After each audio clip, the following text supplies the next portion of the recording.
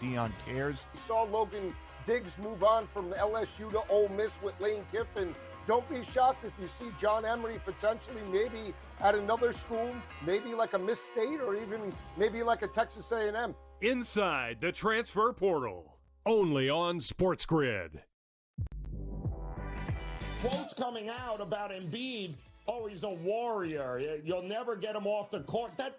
You're just telling me he's an injury. He's one slip and fall away from what's not seeing him anymore in this series. I would have sat him because there was only 1 day between the two games. It's 2 days between games 2 and games 3, and it's 2 days between games 3 and game 4. Betting above the rim, only on SportsGrid. It's smarter to be on SportsGrid, your 24/7 sports wagering network. The early line. Magical and historic season in Lincoln, Nebraska continues. He is the best player in the NBA, but also in the biggest moments where the national media is watching. Newswire. Something that we have never seen happen before with one of the iconic coaches in the game. Pharrell, coast to coast. The team covers. It's automatic. It's every time. Not sometimes. It's every time. Game time decisions. Luka is actually far more dangerous from three on the road this year than at home. This game here tonight, you may want to consider taking as many points as humanly possible. In-game live, prime time. We got not one, but two coaches fired systems in place. Sports Rage This late sort of night. has letdown written all over it. It's going to be hard to match the emotion that they played with the other night. It's smarter to be on sport.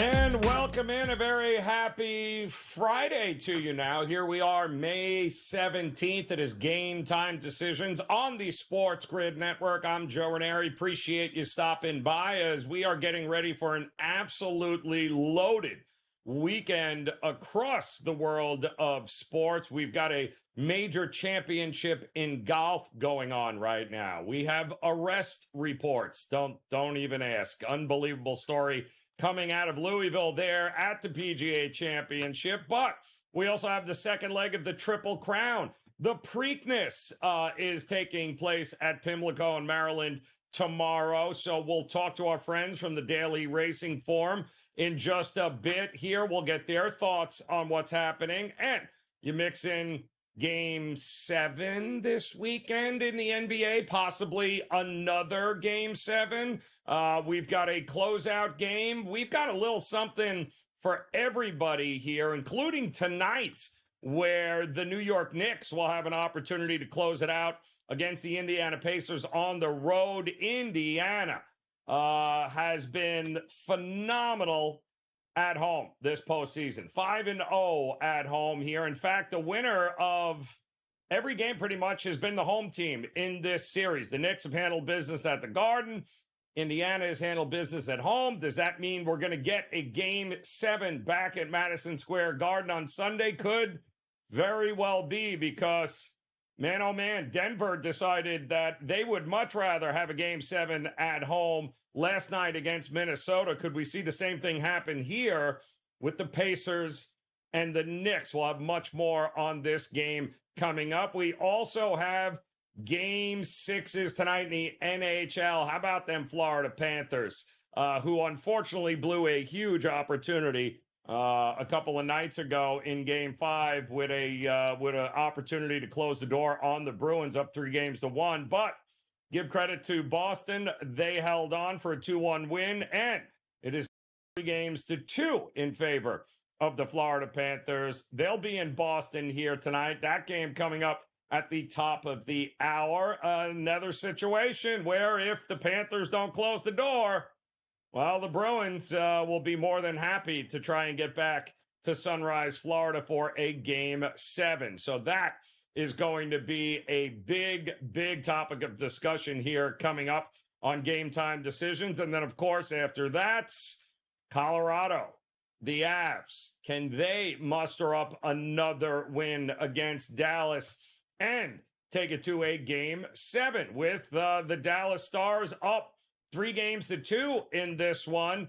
Colorado had been absolutely amazing at home all year long, right up, well, until they basically played the Dallas Stars this series. So they got one on the road. Can they get one at home and force a Game 7? There is nothing like it in all of sports. The urgency, the playoffs, the Stanley Cup playoffs, games, closeout games, 6 and 7 in the NBA. There is just nothing like it, especially when you have teams that, everything goes, right? They're laying it all out because they know there is no tomorrow. Anything can happen. And I'm looking forward to these two games here tonight, not to mention a full loaded slate of Major League Baseball on tap for us here tonight. All 30 teams in action. We already have a game finished, as I'm sure you watched the good old Coast to Coast and our friend Scotty Farrell, because he must have been jumping up and down watching Paul Skeens pitch for his Pittsburgh Pirates today. They handled business against the Cubs. Skeens, 6 innings, 11 strikeouts. So those that had the K-prop over, congratulations. Something tells me very quickly the books are going to adjust to Paul Skeens pitching, and you'd be hard-pressed to find anything less than 9.5 strikeouts every time he takes the mound. But the Pirates get it done. We do have the Phillies looking to get it done against the Nats. That's coming up this hour. Phillies sending Zach Wheeler to the mound, taking on Irving for Washington. $2.50 favorite are the Philadelphia Phillies in that one. And how about the Yankees? Two of the hottest teams in Major League Baseball. And don't laugh. Well, yes, the Yankees are certainly one of them. How about the White Sox? They are no joke. The White Sox have now, over the last month, become the most profitable team to bet on in Major League Baseball. Now, a lot of that has to do is because they're $2 underdogs in just about every game. And if you put together a winning streak, you become very profitable very quickly. But the Yankees headed into Minnesota to take on a team that won 17 out of their last 19 games, and they outscored them 14-1 in a 3-game set. So the Yankees playing some amazing baseball. Clevenger on the mound, taking on good old nasty Nestor Cortez. And that one, another $3 favorite here, is what the New York Yankees are listed as. Good one in Baltimore with the Mariners and the Orioles. Looking forward to this one because I love the pitching battle here tonight. Miller on the mound for Seattle, and John Means, the old lefty there, who's got a couple of starts under his belt now after coming off a year of surgery. He's already won himself a game. Both of these guys can strike guys out. They can miss barrels, and runs may very well be hard to come by in this game, as the Orioles at Camden laying a $135 in that one. Love the pitchers battle in there. And what are we going to get from Chris Bassett tonight?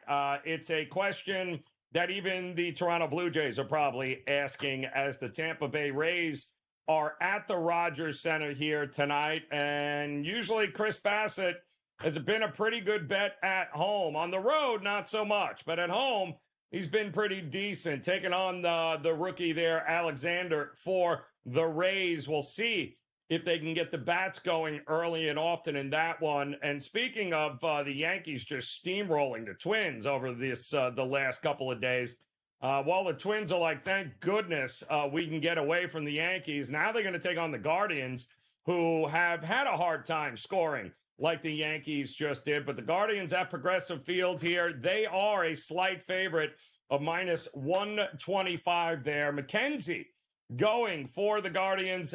S. Woods Richardson for the Twins, the rookie there, who's been really good. Some late money pouring in on the Twins in this one. So we'll keep an eye on that. And speaking of rookie pitchers, anybody check this kid Scott out for the New York Mets? Have you seen him throw yet? This kid is the real deal, and there is a lot of hype surrounding him. You wouldn't know it in New York because, well, let's face it, it's the Mets and nobody really talks about them. But they are taking on the Marlins in South Beach here tonight. The Marlins with a day off yesterday. Luzardo back in action after missing a couple of starts there because of a little discomfort in the arm, but a rehab start later. He is ready to go and take on that Mets lineup. The Mets, of course, extra inning winner yesterday over the Philadelphia Phillies. And now their rookie phenom, this kid Scott, showing up here tonight against a very poor Marlins lineup, should be able to handle business there. And then, of course, the Braves at home taking on the Padres. Does anybody want to get in front of Max Fried? I wouldn't suggest it, but the Padres, who somehow or another got swept by the Colorado Rockies, Waldron's on the mound, and along with a lineup of relievers and bullpen guys taking on that Braves lineup. So we'll also have Royals and Athletics with Cole Reagans going tonight, and that is your 7 o'clock hour. We'll have more on some of the late games starting in the 8 p.m. Eastern time start. We'll talk about those coming up a little bit later. So I guess you can say we have our hands full here on Game Time Decisions. NBA playoffs, NHL playoffs, PGA Championship, and, of course, tons of Major League Baseball, and we have got you covered. So come back and join us. Game Time Decisions here on the grid, just getting started. Come on back and join us.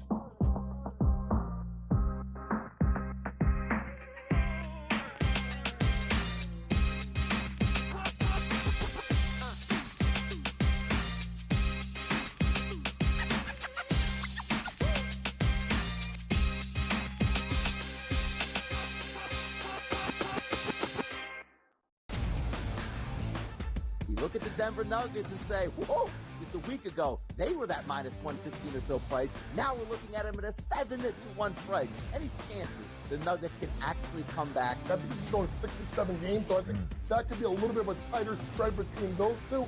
But when you got those two guys, those two monsters, and Towns and Edwards, it's just really hard. The Early Line, only on SportsGrid. Every missed call, the entire game, whether it's a charge or a block or a deflection that was wrong or a foul that should have been called that wasn't called or vice versa. Give me a 48-minute report. And people that will understand that there's so many mistakes that the referees make over the course of the game that referees, ready folks, don't decide the outcome. Betting above the rim, only on SportsGrid. It's smarter to be on SportsGrid, your 24/7 sports wagering network. The Early Line. Magical and historic season in Lincoln, Nebraska continues. He is the best player in the NBA, but also in the biggest moments where the national media is watching. Newswire. Something that we have never seen happen before with one of the iconic coaches in the game. Pharrell, coast to coast. The team covers. It's automatic. It's every time. Not sometimes. It's every time. Game Time Decisions. Luka is actually far more dangerous from 3 on the road this year than at home. This game here tonight, you may want to consider taking as many points as humanly possible. In-game live, prime time. We got not one, but 2 coaches fired systems in place. Sports Rage This Late sort of Night. has letdown written all over it. It's going to be hard to match the emotion that they played with the other night. It's smarter to be on SportsGrid.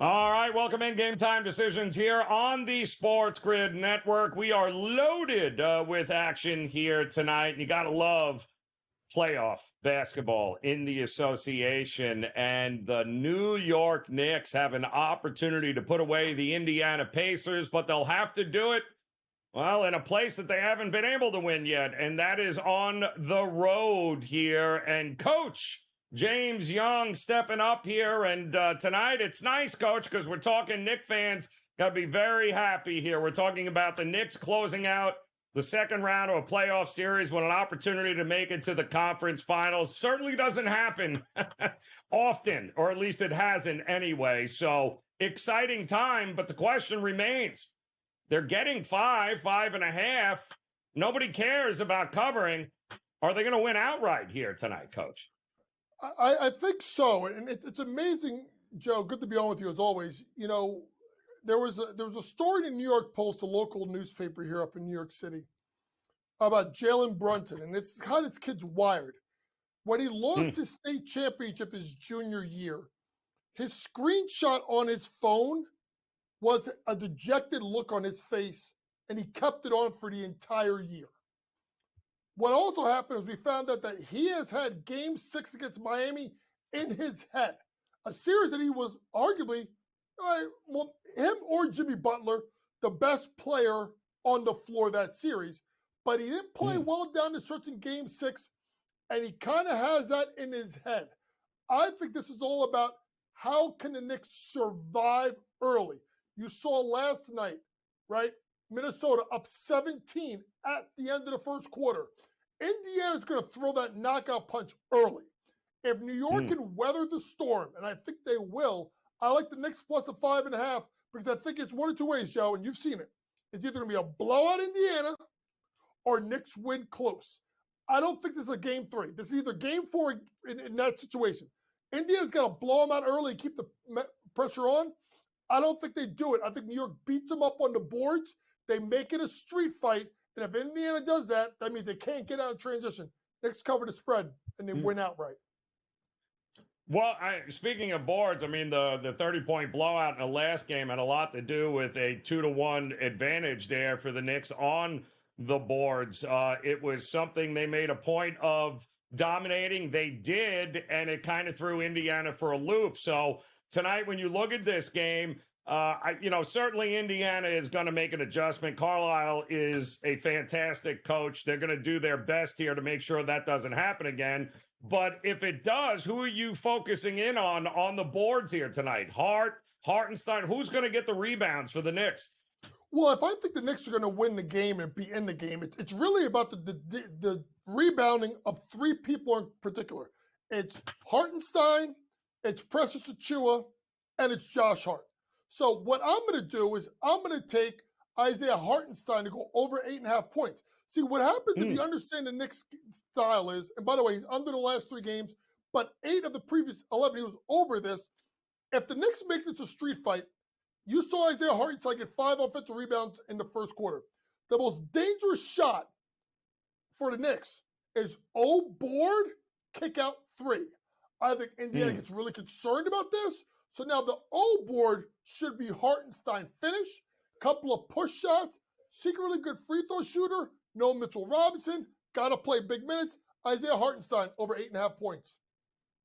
You mentioned Precious Achiuwa too, and I looking back at some of his numbers here today, Coach. If he's playing, he's usually getting over his rebound prop. I mean, he's good for 5 boards a game here, and you said it all centers around 3 guys.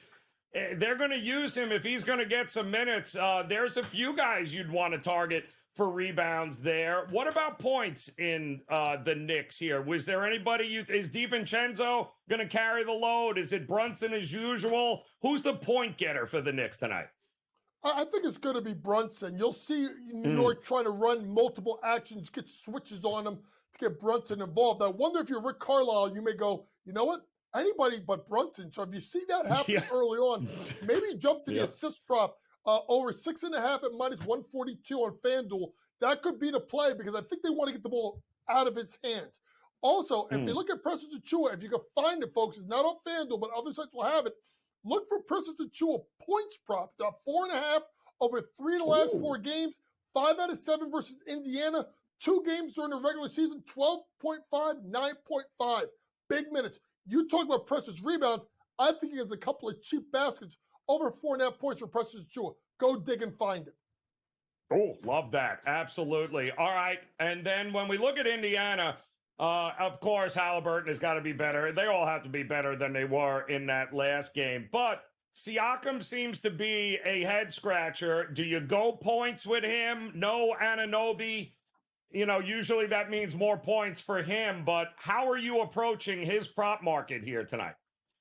I think the way you attack Pascal Siakam is I think Pascal Siakam's got to be a facilitator. This is someone that when he was with Toronto, this is where he's at his best. Now, it was over 2.5 assists at minus 154. It has now moved in the last couple hours, now on FanDuel. So just shop around, folks. You want to do it. If you want 2.5, it's minus 165 at BetMGM. If you want to go FanDuel over 3.5 at plus 126. This is a guy that has not hit it the last 4 games, but before that, 5 out of the last 6. If you look at the head-to-head matchup versus the Knicks, he has covered, like I said, last 4 hasn't covered, but he covered in 7 of the previous 9. He's got to be a facilitator. I like this FanDuel over 3.5 at plus money. I think he just gets there to 4, Joe. I see a path for both these teams, the Knicks to win, the Pacers to win. I don't see this thing staying under tonight, Coach. Do you? No, I think this game's going to get up and down. Here's the thing. Number one, you have to look at the total being at 218.5. Now it's down to 215.5. That's perfect. I think they still run. And with the Knicks having 2 days off and Deuce McBride into the starting lineup, that's a more propensity for the Knicks to run. Take the over in the game tonight. Yes, they can buy Caitlin Clark a drink with those 9 points last night for giving him that extra day off. Coach James Young, carry those tickets, Coach. We'll be back in Time Decisions here.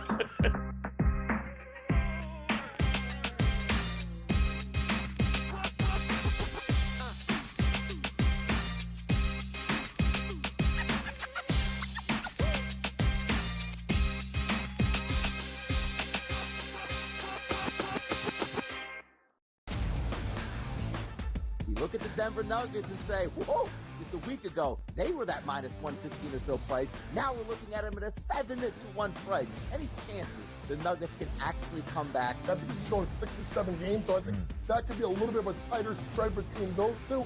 But when you got those 2 guys, those 2 monsters, and Towns and Edwards, it's just really hard.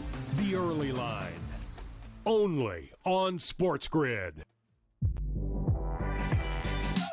Every missed call, the entire game, whether it's a charge or a block or a deflection that was wrong or a foul that should have been called that wasn't called or vice versa. Give me a 48-minute report. And people that will understand that there's so many mistakes that the referees make over the course of the game that referees, ready folks, don't decide the outcome. Betting above the rim, only on SportsGrid. It's smarter to be on SportsGrid. Your 24/7 sports wagering network. The early line. Magical and historic season in Lincoln, Nebraska continues. He is the best player in the NBA, but also in the biggest moments where the national media is watching. Newswire. Something that we have never seen happen before with one of the iconic coaches in the game. Pharrell coast to coast. The team covers. It's automatic. It's every time. Not sometimes. It's every time. Game time decisions. Luka is actually far more dangerous from 3 on the road this year than at home. This game here tonight, you may want to consider taking as many points as humanly possible. In-game live, prime time. We got not 1, but 2 coaches fired systems in place. Sports Rage This late sort of night. has letdown written all over it. It's going to be hard to match the emotion that they played with the other night. It's smarter to be on SportsGrid.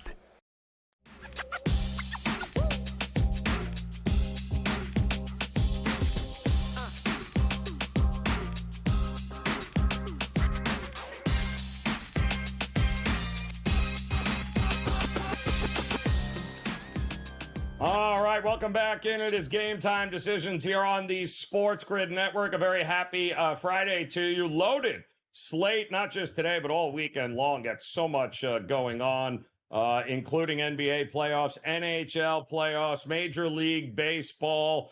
Throw in the second leg of the Triple Crown races and a championship major week here in golf. We got ourselves a handful here, and Adam Kaufman knows that as he is stepping in here on Game Time Decisions, and quite the night, to say the least here, Adam, especially for the Boston native there. You got a lot going on here. You've got I'm pretty sure the Celtics might as well take a cruise because they're not playing anybody anytime soon. But the Bruins tonight here, too, taking on my Panthers. Six is, listen, 6 games. I think if you and I, when we talked before the series, we thought 6 games is probably right for whoever wins it. Are you still in that, mindset?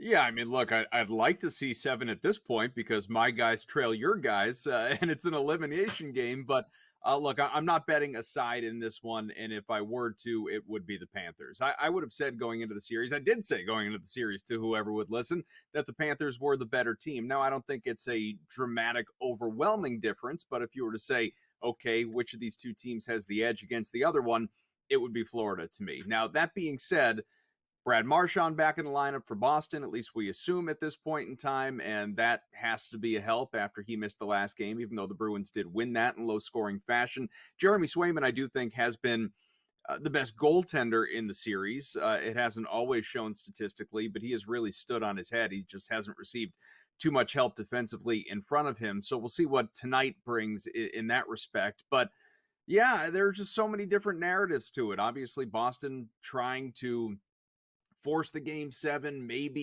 even come all the way back and win the series like Florida did against Boston in round 1 last year, coming back from down 3-1 to win. You got Jim Montgomery potentially coaching for his job, a potential Boston-New York conference final if the Bruins can do the unthinkable, which, we could have Boston-New York in the conference finals of both of these winter sports here in the springtime, NBA and NHL. So it's cool. There's like you said, there is a lot going on, even right down to the Preakness. Yeah, a little something for everybody here this weekend for sure. Keeping it in the Boston area, our Red Sox taking on Tampa Bay here tonight. And to me, the Red Sox have a distinct starting pitching advantage here with Bello on the mound. I don't trust either lineup very much, but I certainly feel like I don't have a problem backing the Red Sox early in this one. Yeah, that's why I have bet the Red Sox money line first 5 as well as full game. I have faith in Brian Bayo to go out. I've bet the over on his K prop. It's not high. I think when I saw it earlier, maybe it was 4.5 if I remember that right. Bet a lot of different K props today, so it's hard to keep them straight. But I'm pretty sure that Bayo was at 4.5. And I agree with you. I just think there's a clear starting advantage. Bayo has certainly been the stronger of the two pitchers this year. The Red Sox kind of gave yesterday's away, but now you have a good opportunity against the Cardinals, and I agree with you. I think Boston gets the job done. Maybe even a Boston parlay tonight. Who knows? Yeah. Well, that's there are worse things to have here tonight than those two lineups trying to score runs, which I just don't see happening. And what about the Knicks? I did bet the under Knicks to that very point. Yeah, absolutely. First 5 and full game. I'm with you. Now that you just said it, I have entirely too many bets in this Red Sox-Cardinals game. Talk to me about the Knicks and Pacers here tonight. Which way are you leaning? Well, I'm inclined to take New York with the points. I think it's going to be a close game. It would be worth a sprinkle on the money line at basically 2-1. So, I personally, selfishly, if we're putting betting aside, I would like the Pacers to win tonight just so we get a game 7. I think this series has been so much fun. I would love to see a 7th game coming up here. While the Celtics, like you noted, are off until Tuesday. Either way, they've got plenty of time to just sort of digest this thing. But as far as bets go, the biggest bet that I've made on this game, I played the over at 215. There were some 215.5s out there. I know a skeptic may look at that and say, they haven't cleared this number each of the last 2 games. It's been a little lower scoring, whereas they cleared them each of the previous games in the series. The reason I believe it hasn't happened the last 2 is we've seen massive blowouts, one for the Knicks, one for the Pacers. I think we get a close game tonight. It's going to keep it tight. It's going to keep the scoring moving. We know that the Pacers are going to keep the, pun intended, pace up, and I think we're going to get a lot of points. You heard it here. Points are coming. Adam Kaufman, we appreciate it, man. Cash those tickets. GTD continues next.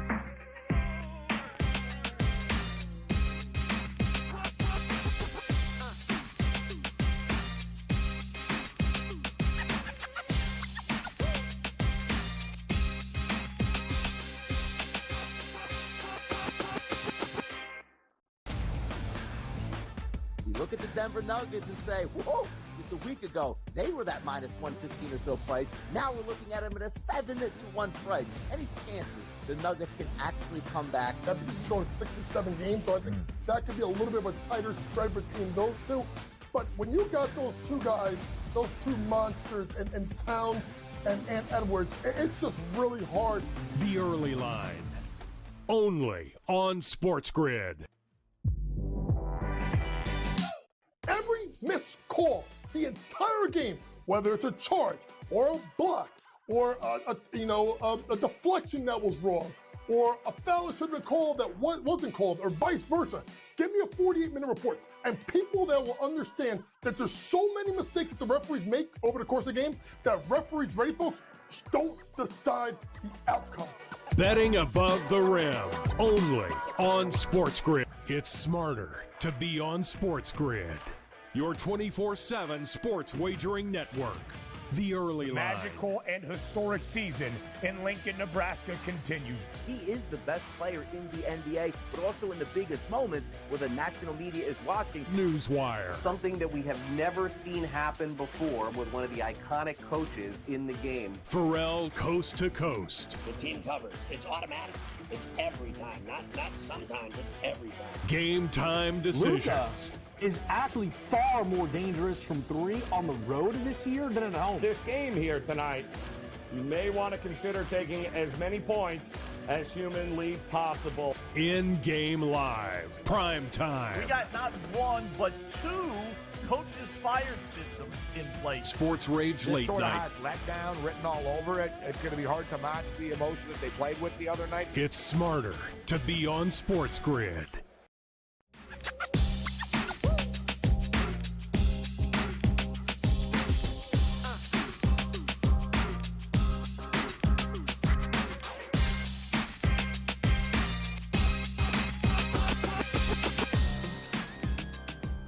All right, welcome back in. Game Time Decisions here, the SportsGrid Network. I'm Joe Raineri, and we're getting ready for first pitches here in just about 10, 15 minutes here. Nationals and Phillies will kick off the night slate. Again, we already had one game in the books here with the Pirates taking it to the Cubs at Wrigley. 9-3 was the final there with Paul Skeens, the rookie phenom of the Pirates, number 1 draft pick. Went 6 innings, 11 Ks, and walked just 1.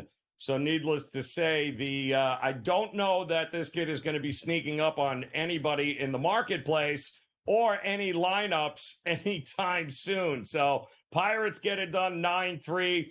Phillies getting ready to take on the Nats here. And anybody want to lay $2-3 with Zach Wheeler? Yeah, no, not even me. Not with against the Nationals here at all. But plenty of baseball. Plenty of basketball, and Mark Zinno certainly ready to roll here tonight. And it was funny, we were just talking, Zin, like this kid Skeens, I think his K-prop today was obnoxiously low.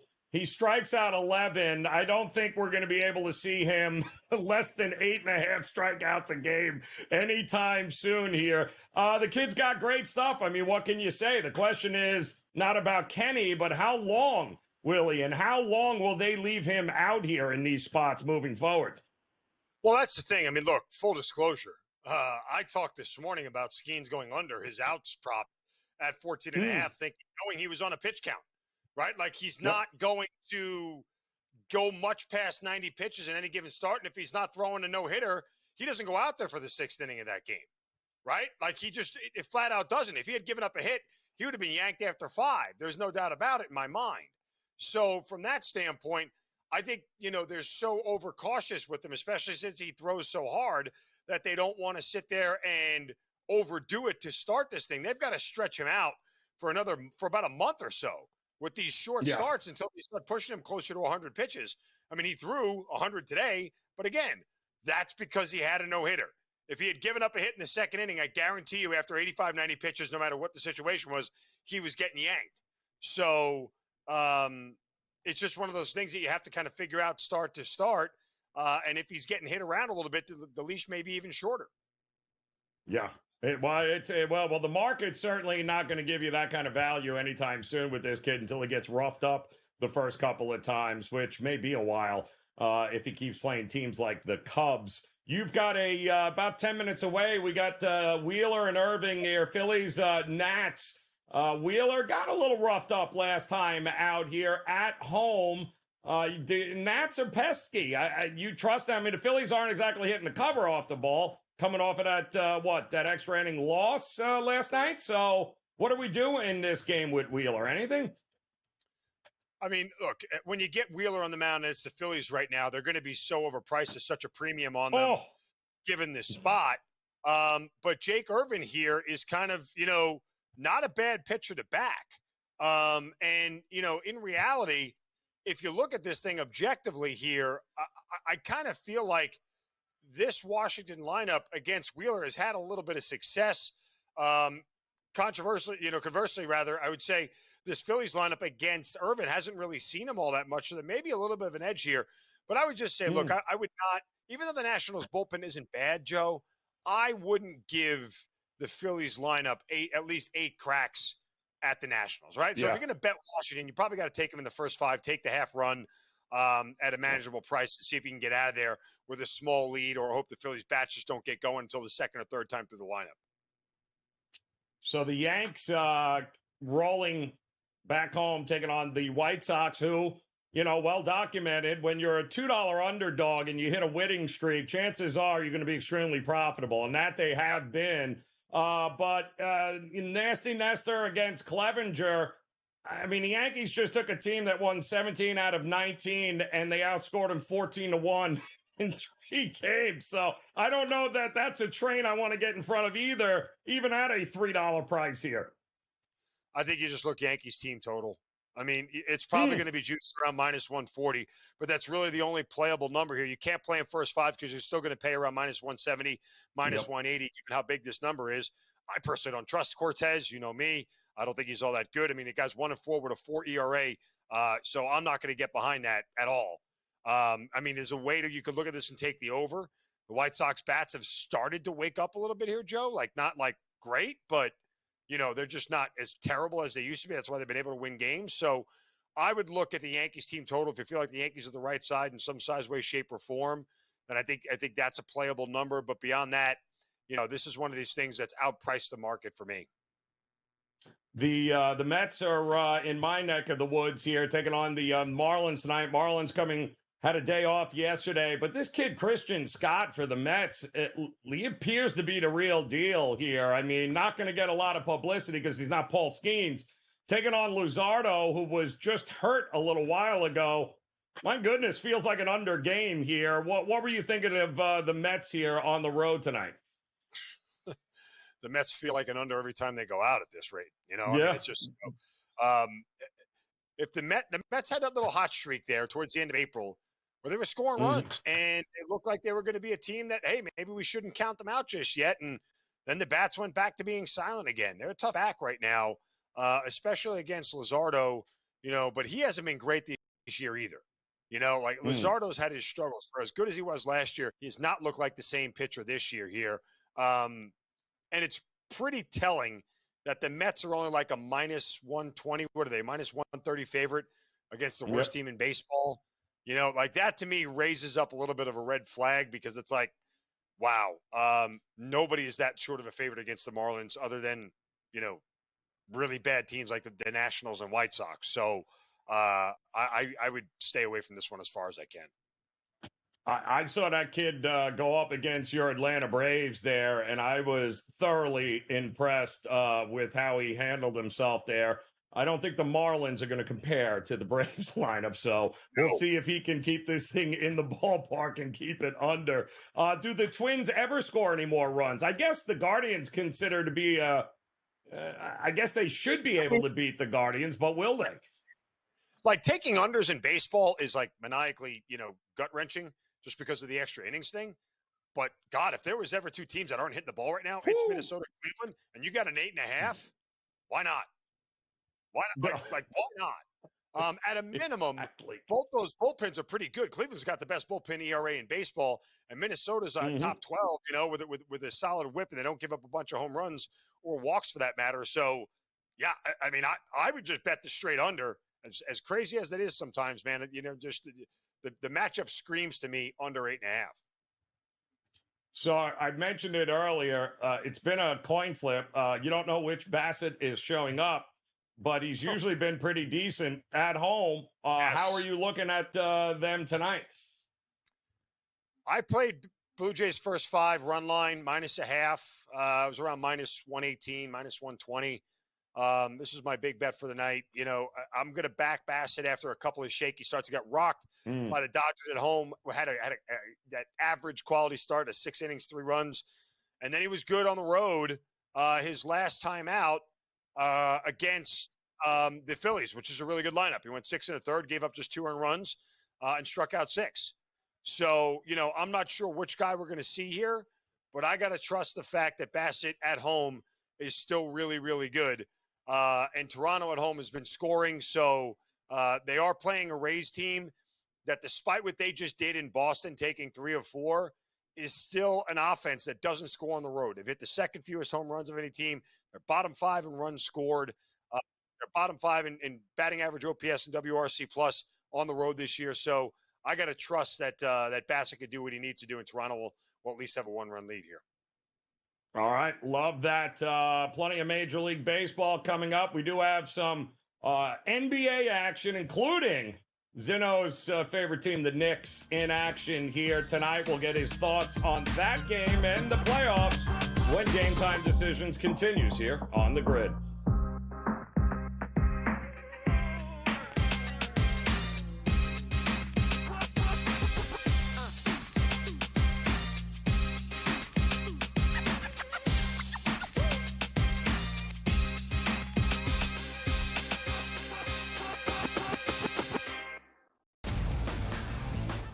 Look at the Denver Nuggets and say, whoa, just a week ago, they were that -115 or so price. Now we're looking at them at a 7-1 price. Any chances the Nuggets can actually come back? That because it's going 6 or 7 games, so I think that could be a little bit of a tighter spread between those two.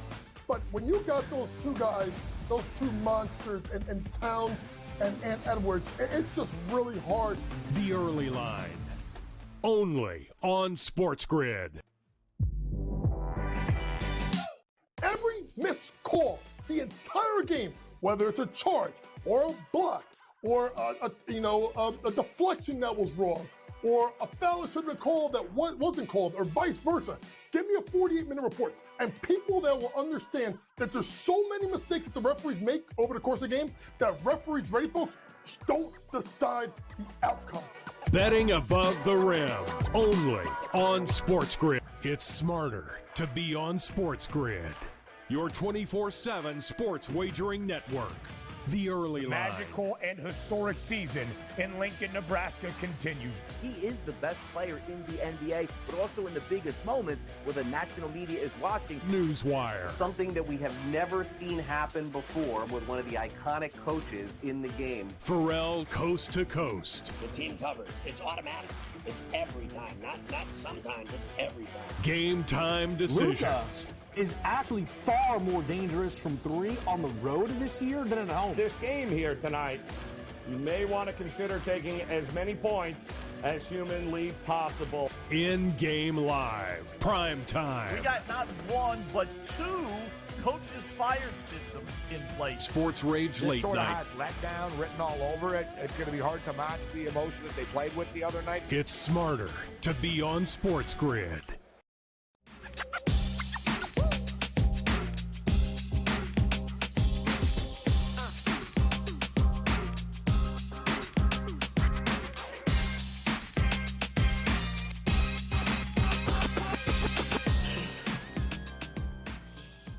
All right, welcome back in Game Time Decisions here on the SportsGrid Network. Mark Zeno back in for another segment with us here as we get ready for your beloved New York Knicks here tonight. Zin, closeout time, although this series has been anything about the road teams, the home teams continue to hold serve. Pacers have been very good at home, which you expect from a younger and experienced team here. They're very comfortable there. Knicks, extra day of rest. Does it help? Does it not? Are we getting a game 7? What are you thinking here tonight? I mean, Joe, if you've been following the money on this thing, this morning, There was Pacers minus 6.5 out there. And now it's down to -5. Look, I said all day long, 6.5, 5.5 was way too much. 6.5 was insane. It was insane. And it felt like everybody jumped on the Pacers and all the money was flying to the Pacers. Now, again, full disclosure, I fully chickened out on this game. I could not get to the window on anything because I had about 12 looks that I thought all worked.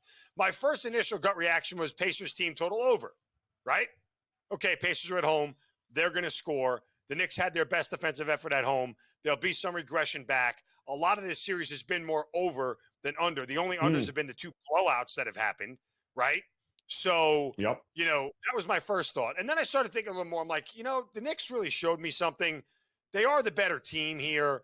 And then I start thinking, like, we know Indy's defense stinks, right? Like, Indy may be able to, like, Indiana may be able to cover this game, but they cover it 120 to 110, right?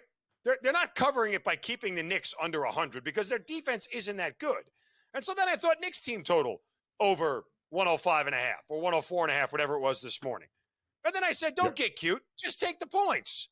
And I'm like, okay, I take the points. But again, that whole Pacers can win 115, 108 and still cover this number. So I'm running through all these scenarios in my head and trying to figure out a game script of where this thing can go. I just, you know, and on top of that sits this whole narrative about how much more could Tom Thibodeau run these guys into the ground. Well, they've had an extra day off. They haven't played since Tuesday. Who does that favor? The Knicks and Jalen Brunson. So it's like, I don't know which version of which team is going to show up here. My general gut reaction here is that this thing will probably go over and the Knicks will stay within a number. I don't know if that means the Knicks win, right? But I just know Indy's defense is not good enough unless the Knicks go out and shoot 30 less than 30% again like they did in Game 4. Unless that shows up, the Knicks are going to score 105 points. So the best thing I can tell you to do, and even if they win the game, the Knicks aren't going to win this game 98 to 92, right? They're not keeping the Pacers in that. If they keep the Pacers below 100, it's because the Knicks have scored 120 and it's been a blowout. So the game script that seems to make the most sense for me is that the Knicks are going to go over their team total here. I just got too confused and couldn't get to the window, and now the numbers have all moved and everything else, and I can't talk myself into betting a bad number. Yeah, I cut it in half. I just took the first half because I think that the Pacers being blown out by 30, those guys got some rest there too. At home, they have been absolutely phenomenal early. I just think points are coming from both teams.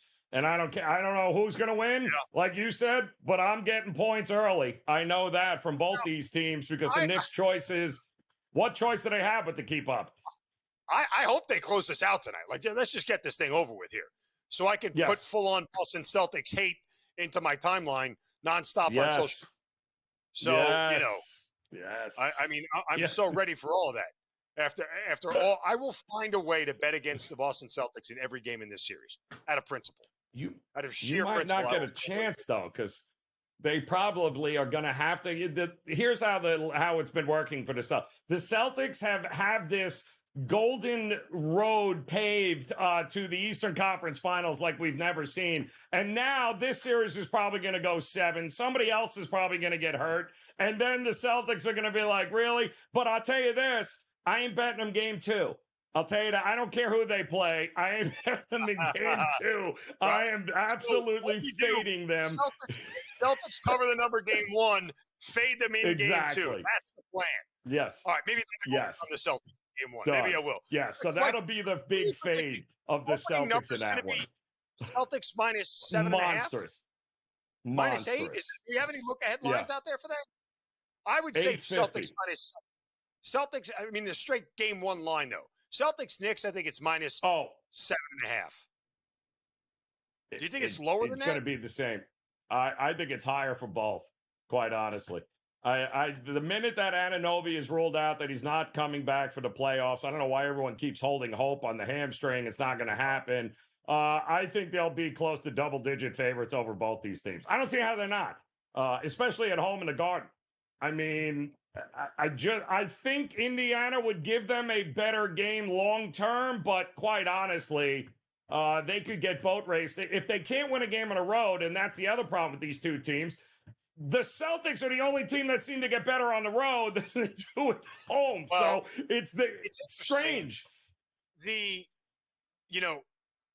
I think if you want to beat the Celtics, I actually think the style of Indiana, as you mentioned, probably is a little bit better because the Celtics, again, they play slow. This is not a team that runs up and down the floor. I know people think that they play because they score a lot, but Boston is bottom 10 in the league in pace.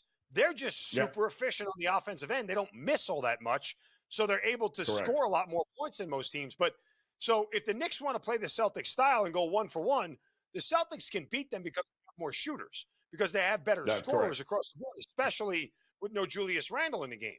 So, if you're going to be the Pacers and just try to run and force and say, hey, you got to keep up with us, maybe you'll get tired down the stretch. That may be the best way to beat them. So I agree with you. I think maybe the Pacers are a little bit of a better matchup. However, if you're going to get into a slugfest, the Knicks are going to always have a puncher's chance, because if you're keeping this thing around the 90s to 100 range, under 105, then you're always a bucket or two winning the game. That's correct. Well, and very few teams, the thing that makes the Celtics so unique is they have no problem throwing up 43s. And they make half, they make less than 35, 38, 30. That's still, it's just impossible to come back from. But you're right. Indiana, I think, would be the only one pace-wise that could keep them and give it a game. But they got to get past here tonight. Zin, enjoy the game. The Celtics aren't playing. We'll close it out next. Game Time Decisions.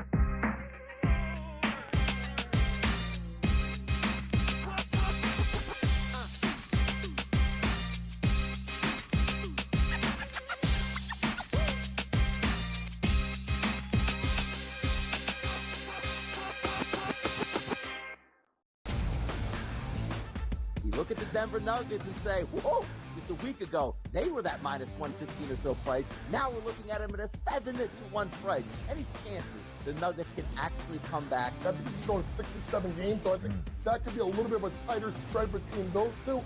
But when you got those two guys, those two monsters, and Towns and Edwards, it's just really hard.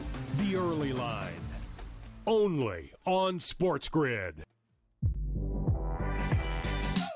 Every missed call, the entire game, whether it's a charge or a block or a deflection that was wrong or a foul that should have been called that wasn't called, or vice versa. Give me a 48-minute report. And people that will understand that there's so many mistakes that the referees make over the course of the game that referees, ready folks, don't decide the outcome. Betting above the rim, only on SportsGrid. It's smarter to be on SportsGrid, your 24/7 sports wagering network. The early line. Magical and historic season in Lincoln, Nebraska continues. He is the best player in the NBA, but also in the biggest moments where the national media is watching. Newswire. Something that we have never seen happen before with one of the iconic coaches in the game. Pharrell, coast to coast. The team covers. It's automatic.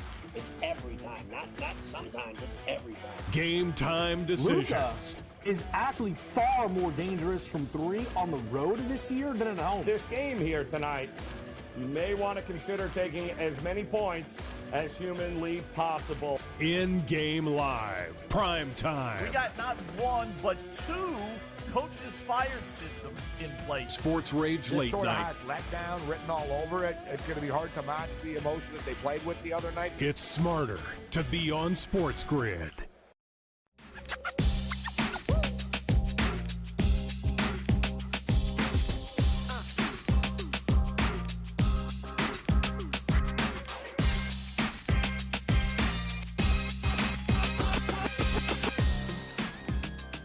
All right, welcome back in. It is Game Time Decisions here as we look to close out this first hour on a loaded evening and loaded weekend across the sports betting landscape. Mark Zinno hanging with us here for the next couple of minutes. And Zin, you had a couple of other best bets in Major League Baseball. We talked about Toronto. You like them in the first 5, laying a half a run.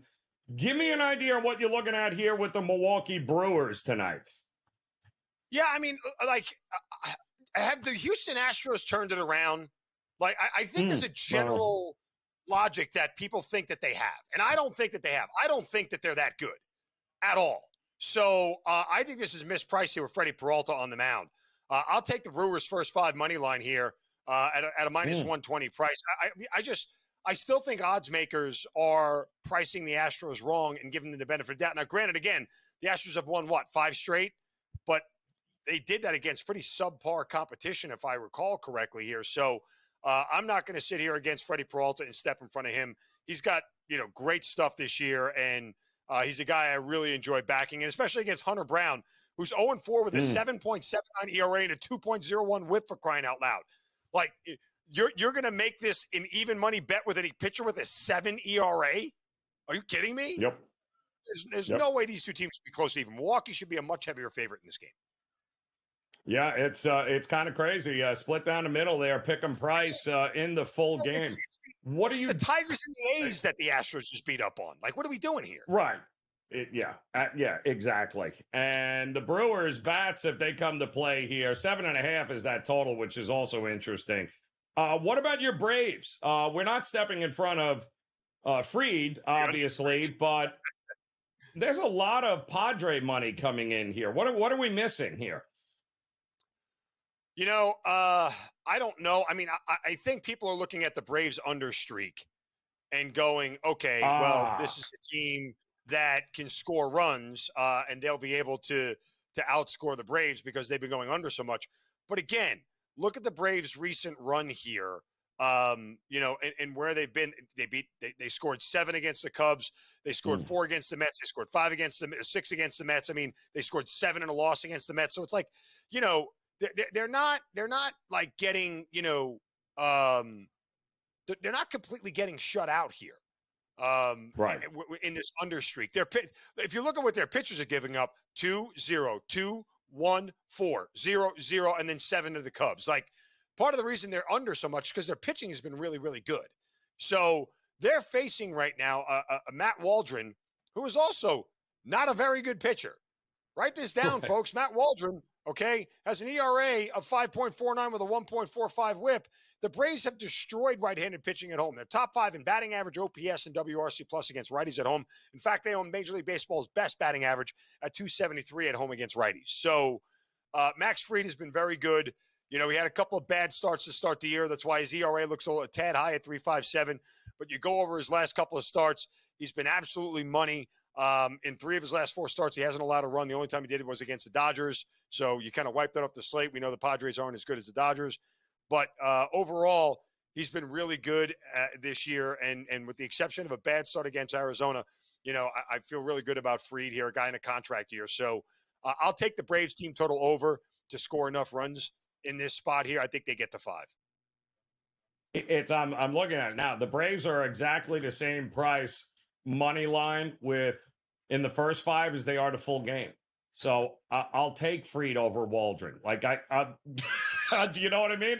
I'll take Atlanta over them all day long. Mark Zinno, always a pleasure, man. Enjoy the weekend. We appreciate you stopping by. And of course, we still have much more to get to here coming. I knew he was going to do it. As long as the Celtics aren't involved, he was going to have a fun night here tonight. But we still got plenty more to get to here coming up on Game Time Decisions. Got to talk a little NHL hockey here. The Florida Panthers in action tonight, coming up against the Boston Bruins. Game 6. Can the Panthers finally get it done, close them out here? And coming up a little bit later after that, can the Colorado Avalanche, now that they have figured out how to score and win a game against Dallas, can they turn that into a little bit of a winning streak here and get this thing to a Game 7? They're at home.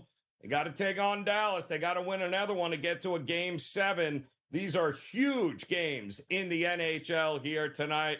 And coming up, our good friend George Kurtz will tell you how he wishes the Islanders were still involved, but that's not going to take place here. In the meantime, we'll have an update here in Major League Baseball with some of these games when Game Time Decisions continues here on the Grid.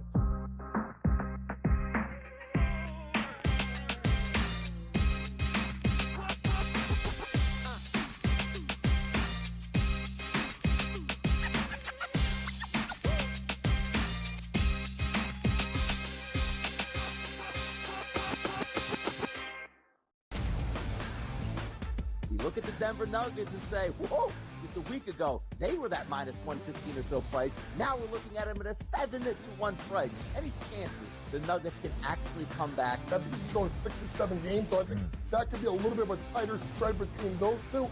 But when you got those two guys, those two monsters, and Towns and Edwards, it's just really hard.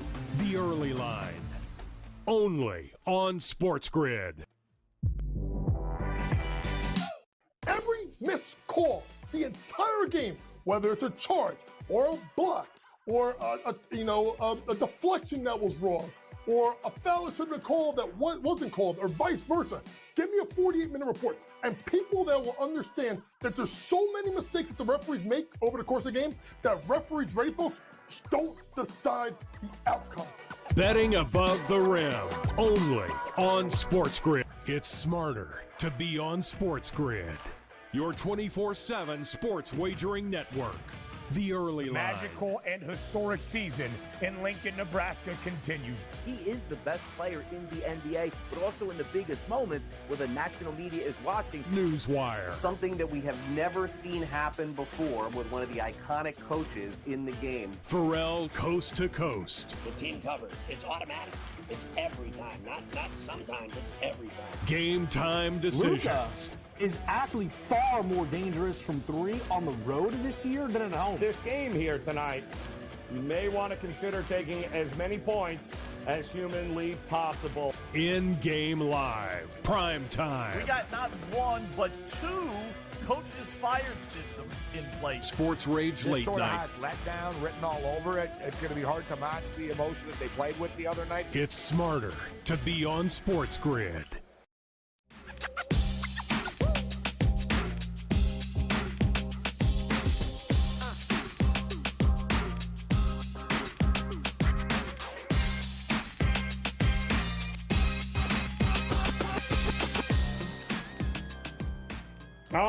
Welcome back in Game Time Decisions here on the Sports Grid Network. I'm Joe Raineri. A very happy Friday to you as we get ready for a loaded slate of action here tonight. Gotta love the playoffs this time of year. In addition to a whole lot of Major League Baseball, the NBA playoffs will take center stage in about an hour from now with the Knicks taking on the Indiana Pacers in a closeout spot of all things, which should be very interesting. But coming up here in just a couple of minutes, the NHL playoffs will take center stage. 2 huge games here tonight. It's going to start in Boston with the Bruins taking on the Panthers, and stepping in our good friend George Kurtz here in what should be a pretty exciting night of hockey here, Kurtz, because not only do we have 2 teams that have been known to show up in spots like this, fighting to get to a Game 7.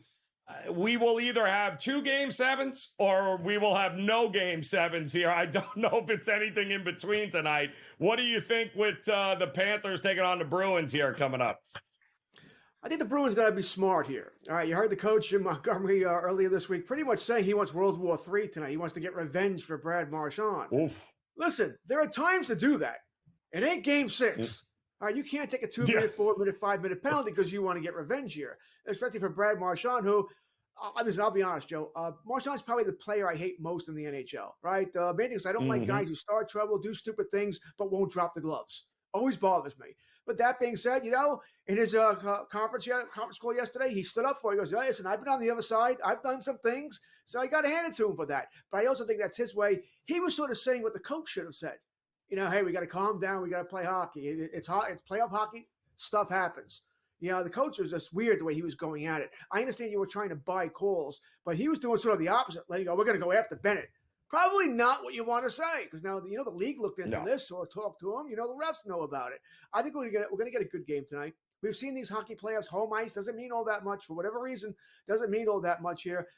I picked Florida to win in 6. Today's Game 6. I'm going to say they win the game. That being said, I do think it's going to be close. I don't think it's going to be a blowout one way or the other, unless we get 2 or 3 empty net goals at the end, which could happen. A 3-2 game can become 6-2 real quick here. But I don't trust Bobrovsky. I don't. I trust Swayman much more here, but Florida is the better team. If both teams play their best, Florida wins. It's really that simple here. Give me the Panthers. Yeah.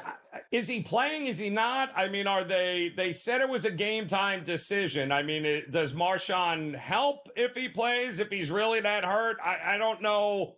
I don't know what to make of the Marshawn Fed. They're acting as if there's a pretty good shot he plays, but I'd be shocked if he's a liability. What are you playing him for? I mean, listen, we both know the NHL, right? Everything's state secrets. Marshawn could have had his left arm amputated, and he would still be day-to-day. Right. They don't tell you. And it's idiot. Right. I never understand that. Guy has an ACL injury. He's not going to play for the rest of the season. He's still day-to-day. Why? Why won't you just tell us this? Yeah. I guess they want to keep the team guessing, so we're not going to know. We don't even know what the injury is. You know, is it a concussion? Right. Separated shoulder? Combination of both? We don't know what's going on here, so they're not telling us. So I don't know how effective he'll be. You know, if it's a separated shoulder, I can't see him being that great as far as taking a hit, as far as shooting the puck. I mean, other than inspiration on the ice, I don't know what he can do. If it's a concussion, okay, he got through it real quick. And once again, you and I both know it's amazing in sports. Regular season, you're going to be out a week, 2 weeks. Playoffs, you miraculously healed from your concussion. Yeah, that's the way it works here. So we'll see. I don't think anybody truly knows what he'll be on the ice. He looked fine yesterday for whatever it's worth. Doesn't mean anything. So we'll see. I saw Boston would like him on the ice because let's face it, outside of Michon, it's just Pasternak, who has not had a great series. There's not much else there. So they do need Brad to show up and play well tonight, or else Swayman, you got 2 goals, buddy. You can't give up more than 2. Yeah, and that's all he's going to have. By the way, they just announced Marshawn in tonight for Game 6 against the Florida Panthers. So it looks like that skate around and whatever else it got, he is ready to go here tonight as he's in the tunnel firing everyone up here. About 5 minutes to go before they drop the puck in that one. And I don't know, did Dallas allow a sleeping giant to awake in that last game with Colorado? Now they're back home. That looked a lot more like the Colorado team we thought we were going to get here a couple of nights ago in Dallas. They've been in the past unbeatable at home here. Do we get a Game 7 here in the West? I think you made an interesting point there. Do they allow a sleeping giant to rise? Right? Ettinger did not play well in Game 5. He didn't. No, I'm not saying it was his fault, mind you, but he didn't. He looked like the goalie that was 50-50. We didn't know what we were getting, and you don't want that. I thought he'd played pretty well this playoff series until Game 5. So we'll see. Who shows up tonight? Colorado has played so well on home ice all season long, but once again, in these playoffs versus Dallas, only one home team has won. That was Dallas in Game 2. Other than that, it's been road team palooza here. No Nichushkin, right? And we didn't know about this, that Nichushkin was going to be out when you and I talked before Game 4, actually before Game 3.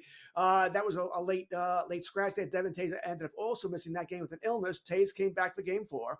Nichushkin's won't be back until maybe middle of next season. That's a huge loss. Yeah, we know McKinnon, Rantanen. Nichushkin was actually leading Colorado in goal scoring this playoff. So that's a huge loss here. I think a lot of credit goes to Colorado for still winning Game 5 without him.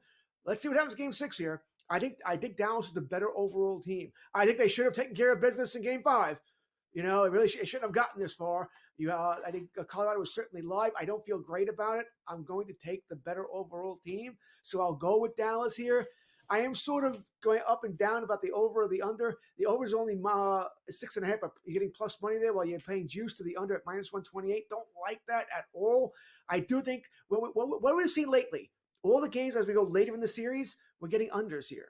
So I think this game's going to go under. I'm just not sure I want to pay that price. Yeah, it's they announced too, I guess, Rube Hintz out again this game. Yeah. He was hurt in Game 4. So, which is interesting. They've had to shuffle the lines a little bit without him there. I mean, he wasn't having the greatest of postseason, but there's something with that familiarity with him on the ice. And I don't want guys having to shift all over the place to try to do it. So it doesn't look like he's playing in this one, but ultimately it's going to come down to Ottinger, is it not? On the road, he's got to make enough saves to give these guys an opportunity to win this game. And that's a big if, because going back to Dallas in a Game 7, it's a coin flip, wouldn't it be? Dallas has got to win this game and end it here tonight, no? Agreed, because not only would it be a coin flip, that means you would have also lost 2 straight games. All right, so you have no momentum going your way. And like I say, I think Ettinger is the key here. He didn't have a good Game 5. That happens. I'm not going to crush him because he had one bad game here, but you can't have 2. right? He certainly can't have 3. He won't be around for that. Nope. So he needs to find his game again. Listen, Joe, he's probably never going to be that goalie we saw when he first came up against Calgary, that playoff series, right? He was a brick wall. That was just a fantastic showing here. But so far in the playoffs, he'd been good. He'd been really good. Yep. He took a step back in Game 5. So I am curious to see what's happening here, right? What's happening? Why did he take that step back? Can he recover tonight? What happened? If I'm Colorado, I want to put a lot of rubber on him early, see if he can get a squeaky one, see if he can get a bad goalie. What happens then? So I want to see what happens there. I said I do like Dallas. I don't trust Gorgiev either, by the way, but he has been more consistent in this playoff series here. I think it's going to be a fun game. I think both games are going to be fun games here, but different types of games. We're going to see more offensive flow tonight in the offensive in the Colorado game than we will see in the Florida game. Yep, the puck is dropped. They're off and running in Boston. Nothing there. So we'll have much more on this game and the NHL playoffs. You got to love elimination games, opportunities. Marchand is on the ice here, Kurtz, and he is going. We'll see how that works out for him. And I think you mentioned it. Really, of all the teams you want to go to war with, the Panthers, I don't know that is exactly the greatest approach here. You're playing their game. It's exactly they what they want to do. Right. Exactly. They want to go to war. You know, by the way, they're going to hit Marchand every chance they get. Every chance they get. We'll hit Major League Baseball when we get back here on Game Time Decisions.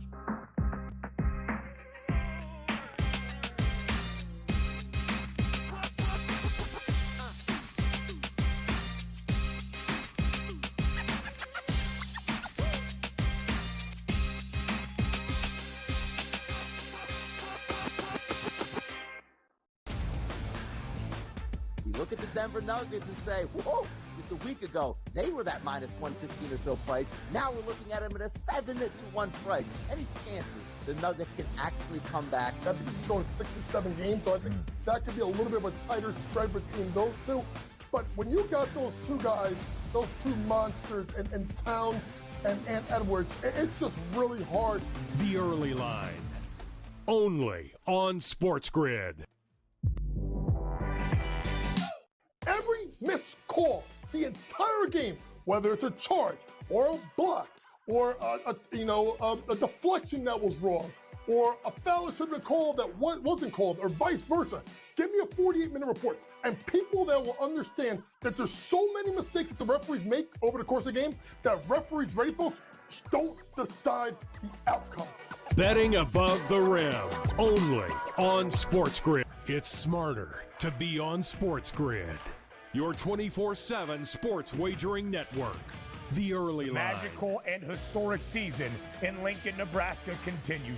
He is the best player in the NBA, but also in the biggest moments where the national media is watching. Newswire. Something that we have never seen happen before with one of the iconic coaches in the game. Pharrell coast to coast. The team covers. It's automatic. It's every time. Not sometimes. It's every time. Game Time Decisions. Luka is actually far more dangerous from 3 on the road this year than at home. This game here tonight, you may want to consider taking as many points as humanly possible. In-game live, prime time. We got not one, but 2 coaches fired systems in place. Sports Rage This late sort of night. has letdown written all over it. It's going to be hard to match the emotion that they played with the other night. It's smarter to be on SportsGrid.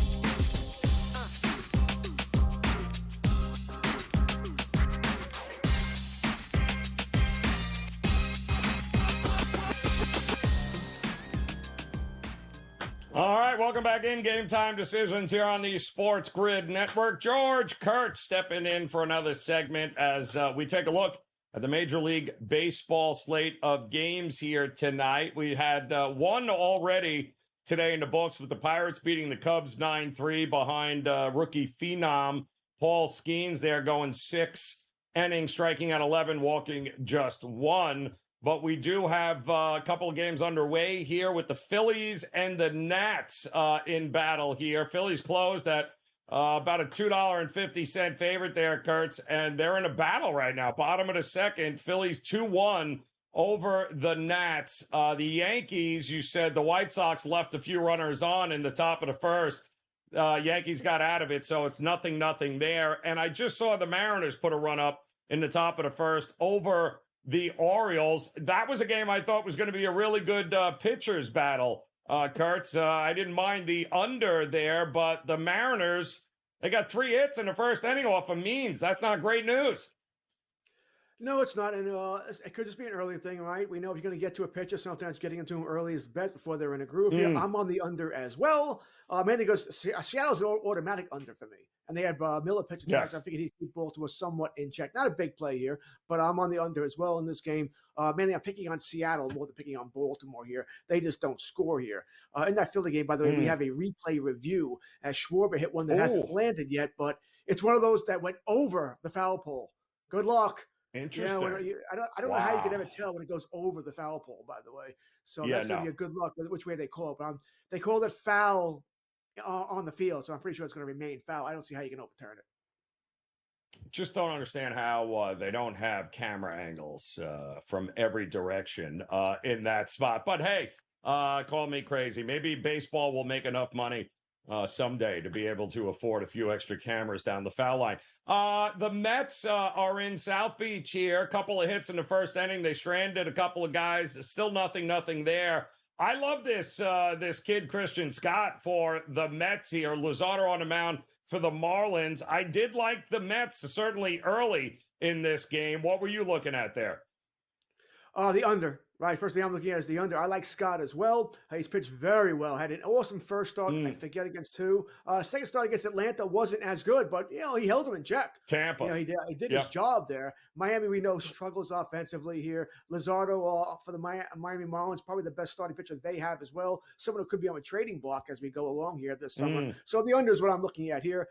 Mets had a big win last night. Mets have been a very inconsistent team. Started off poorly, then went on that nice streak, and now playing poorly again. I don't know what you're going to get from this team game in and game out. We'll see if they go on another streak here. So the under is what I felt best about in this game. Probably a small play towards the Mets as well. Well, speaking of unders, I'm sure you bet the under in Atlanta, right? Since they're what now, 21-1, I think, to the under, and they just have not been the mashing Atlanta Braves that we have been used to, but that's because the pitching has been really good too. Max Fried on the mound going up against Waldron. I'm seeing nothing but Padres money come in here. I don't get it, but I also am not betting an over, no? Not with Waldron. I mean, Max Fried's pitched very well, right? And Waldron's been okay. He's probably the pitcher that worries me more than Fried. I think Fried will be good. Waldron could get lit up somewhat, but you said it. The Braves aren't hitting like we expected them to hit. Olsen really hasn't caught fire yet. Acuna hasn't caught fire at all. They actually sat him earlier this week. What they call it, to get him detoxed. To get get all the bad stuff out of there. Hopefully, he figures it out here. So no, I'm on the under as well. I think unlike Seattle, I think Seattle's the automatic under because they don't have bats. I think Atlanta, they're an automatic under now, but eventually they will hit. Maybe they need the weather to warm up. Right? Maybe we need to hit some here, whatever it might be. They will start to hit here. So I'll take advantage of it while they're not. Yeah, I agree. And it's going to be a good opportunity here tonight. Cole Reagan's on the mound. We will not need a replay review in New York, by the way. As we can all rise, baby. All rise. Yes. That was a 3-0 count on Judge. He took a strike. And why are you even? I don't have no idea. But okay, 1-0 now. Yanks, and Soto had just missed one too, by the way, in the first at bat. But it's okay. You got the big man Aaron Judge hitting the ball now. 1-0 against the White Sox. Royals taking on the Athletics here. Should the Royals be a $2 favorite? Though they have beaten the bottom feeders. The one thing we can say about the Royals, yes, they'll struggle with better competition, but they have handled business against the bad teams. And yes, the A's are still a bad team here, Kurtz. Right. They're a bad team. They're not an awful team. Right. We thought they were going to be awful. They're not that. Listen, Regans is on the mound, so I think that's also why you're getting the price here. My first thought is no, they shouldn't be. They can't be a 2-1 favorite. They just can't.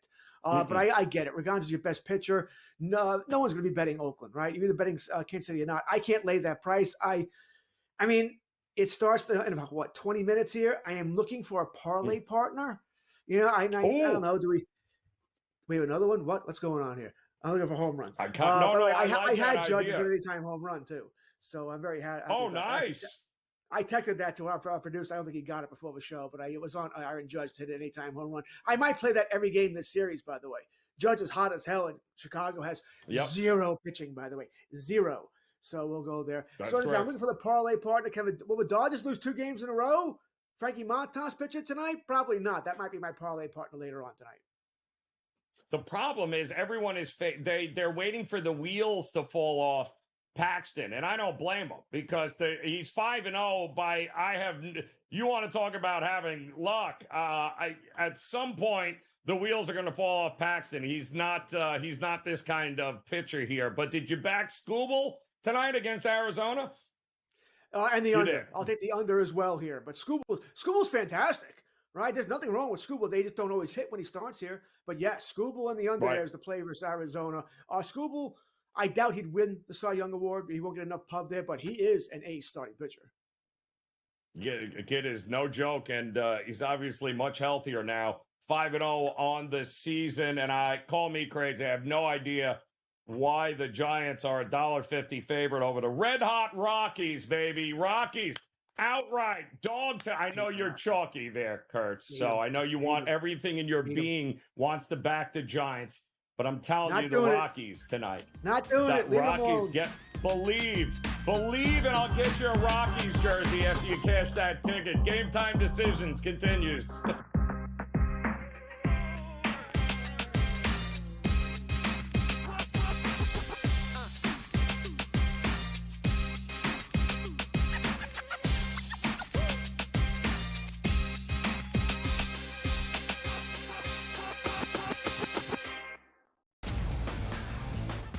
Look at the Denver Nuggets and say, whoa, just a week ago, they were that minus 115 or so price. Now we're looking at them at a 7-1 price. Any chances the Nuggets can actually come back? I think this is going 6 or 7 games, so I think that could be a little bit of a tighter spread between those two.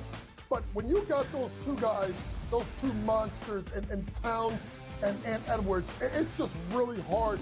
The early line, only on SportsGrid. Every missed call, the entire game, whether it's a charge or a block or a deflection that was wrong or a foul that should have been called that wasn't called or vice versa. Give me a 48-minute report. And people that will understand that there's so many mistakes that the referees make over the course of the game that referees, ready folks, don't decide the outcome. Betting above the rim, only on SportsGrid. It's smarter to be on SportsGrid. Your 24/7 sports wagering network. The early line. Magical and historic season in Lincoln, Nebraska continues. He is the best player in the NBA, but also in the biggest moments where the national media is watching. Newswire. Something that we have never seen happen before with one of the iconic coaches in the game. Pharrell coast to coast. The team covers. It's automatic.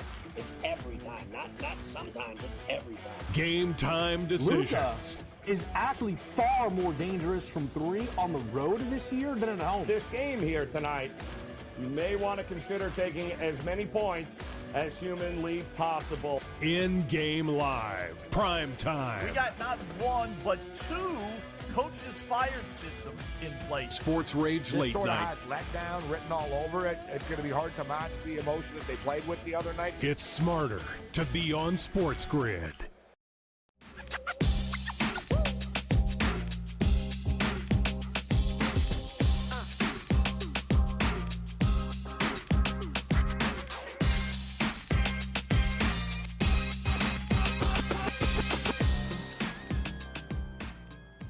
All right, welcome back in. Game Time Decisions here on the SportsGrid Network. So we've talked NFL. That'll be next. NBA playoffs, NHL playoffs, Major League Baseball. We told you there's a major championship going on in golf, but there's also the second leg of the Triple Crown coming up tomorrow. Pimlico will be the site of the 149th Preakness. Kind of crazy. And could we have a Triple Crown opportunity at the Belmont in a few weeks. Well, Gino Bacola joining us here from the Daily Racing Forum to give us an update of what's happening here. And Gino, we all woke up earlier this week to breaking news where, Muth was scratched and we all went, what? So now that it's had a couple of days to mature, where are the odds? Who's the favorite? What are we looking at right now? So right now, the wagering has been opened also. So they opened it early on. People have been able to bet all throughout today. The horses' odds right now, Mystic Dan's 5-2. He's the favorite. Kind of surprising that he hasn't taken more money than that. Tuscan Gold and Catching Freedom, they're both 7-2. They're in that next tier. Imagination is 9-2. And then after that, you have Seize the Gray is 8-1. Just Steel at 9-1. Uncle Heavy's actually getting some money. He's down to 7-1. And Mugatu is the big long shot right now. He's at 20-1. So we don't have any crazy long shots here in this small field. I think what ends up happening is in races like this, people see those big odds and they bet them. So these horses don't float up to prices that some of them maybe should be. Yeah. Are you shocked? I mean, we haven't heard a little more buzz about the other Baffert horse here, Imagination, who a lot of people think if he gets out in front, you're not catching him. Why have we not gotten a lot of buzz about him? I think probably because initially coming in, he was definitely the B horse compared to Muth. Muth was going to be head and shoulders the horse to beat, and it looked like Imagination was maybe the other Bob Baffert runner. Now, when you look at the way this field shapes up, one of the things I'm very sure about, Joe, is that Imagination is going to try hard to get to the lead in here. He's drawn to the outside, and in his races, when he's tried to sit behind horses and pass, he just hasn't done a great job of really going by them. He's kind of hung. I think they're going to try to get him out front and make them play come and catch me. Baffert did that last year with National Treasure winning, and he has won the Preakness 8 times. Unbelievable. How about number 8, Tuscan Gold? Louisiana Derby, right? Not a whole lot of races under the belt, but certainly getting some love here in the market.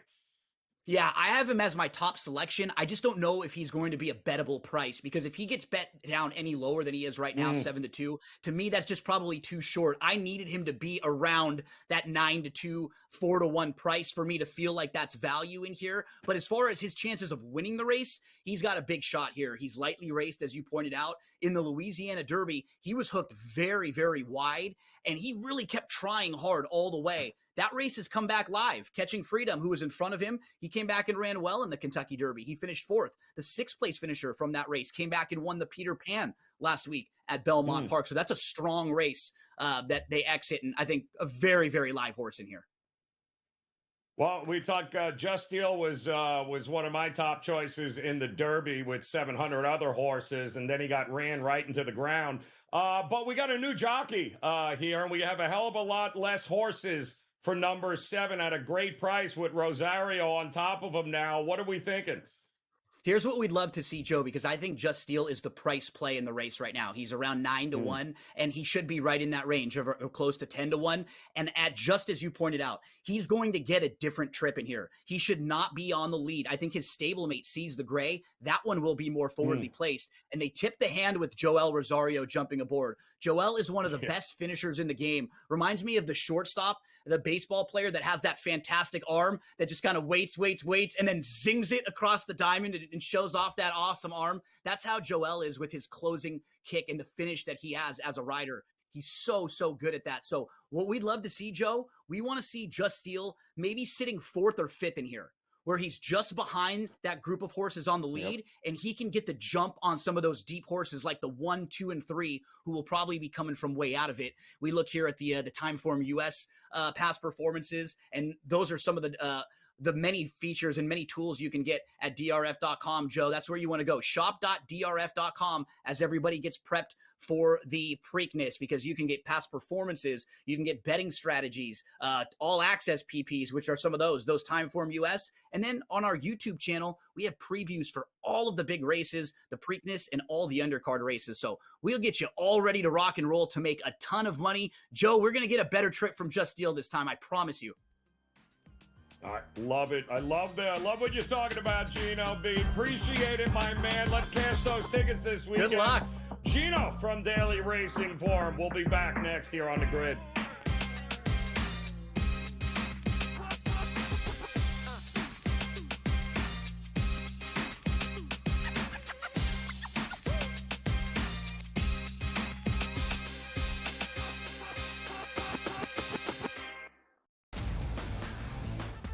look at the Denver Nuggets and say, whoa, just a week ago, they were that minus 115 or so price. Now we're looking at them at a 7-1 price. Any chances the Nuggets can actually come back? I think this is going 6 or 7 games, so I think that could be a little bit of a tighter spread between those two. But when you got those two guys, those two monsters, and Towns and Edwards, it's just really hard. The Early Line, only on SportsGrid. Every missed call, the entire game, whether it's a charge or a block or a deflection that was wrong or a foul that should have been called that wasn't called or vice versa. Give me a 48-minute report. And people that will understand that there's so many mistakes that the referees make over the course of the game that referees, ready folks, don't decide the outcome. Betting above the rim, only on SportsGrid. It's smarter to be on SportsGrid, your 24/7 sports wagering network. The Early Line. Magical and historic season in Lincoln, Nebraska continues. He is the best player in the NBA, but also in the biggest moments where the national media is watching. Newswire. Something that we have never seen happen before with one of the iconic coaches in the game. Pharrell, coast to coast. The team covers. It's automatic. It's every time. Not sometimes. It's every time. Game time decisions. Luka is actually far more dangerous from 3 on the road this year than at home. This game here tonight, you may want to consider taking as many points as humanly possible. In-game live, prime time. We got not one, but 2 coaches fired systems in place. Sports Rage This Late sort of Night. has letdown written all over it. It's going to be hard to match the emotion that they played with the other night. It's smarter to be on SportsGrid.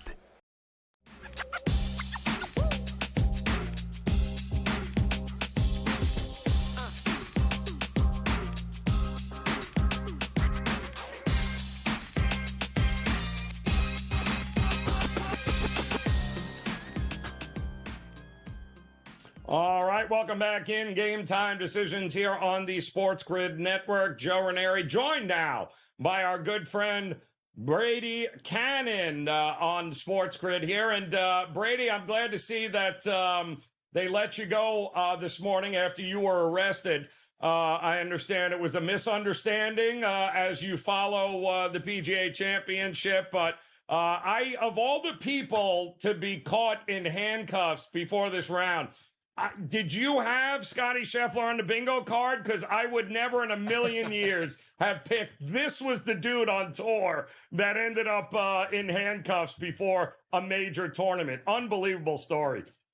Yeah, one of the wildest things to happen. And first and foremost, what an awful day for the young man that lost his life. You know, got hit by a bus, a guy that was one of the workers there, a vendor, and that kind of led to the police being there and all the confusion and the traffic jam. And then Scotty, it sounds to me like he was being pulled a number of different directions from a number of different policemen.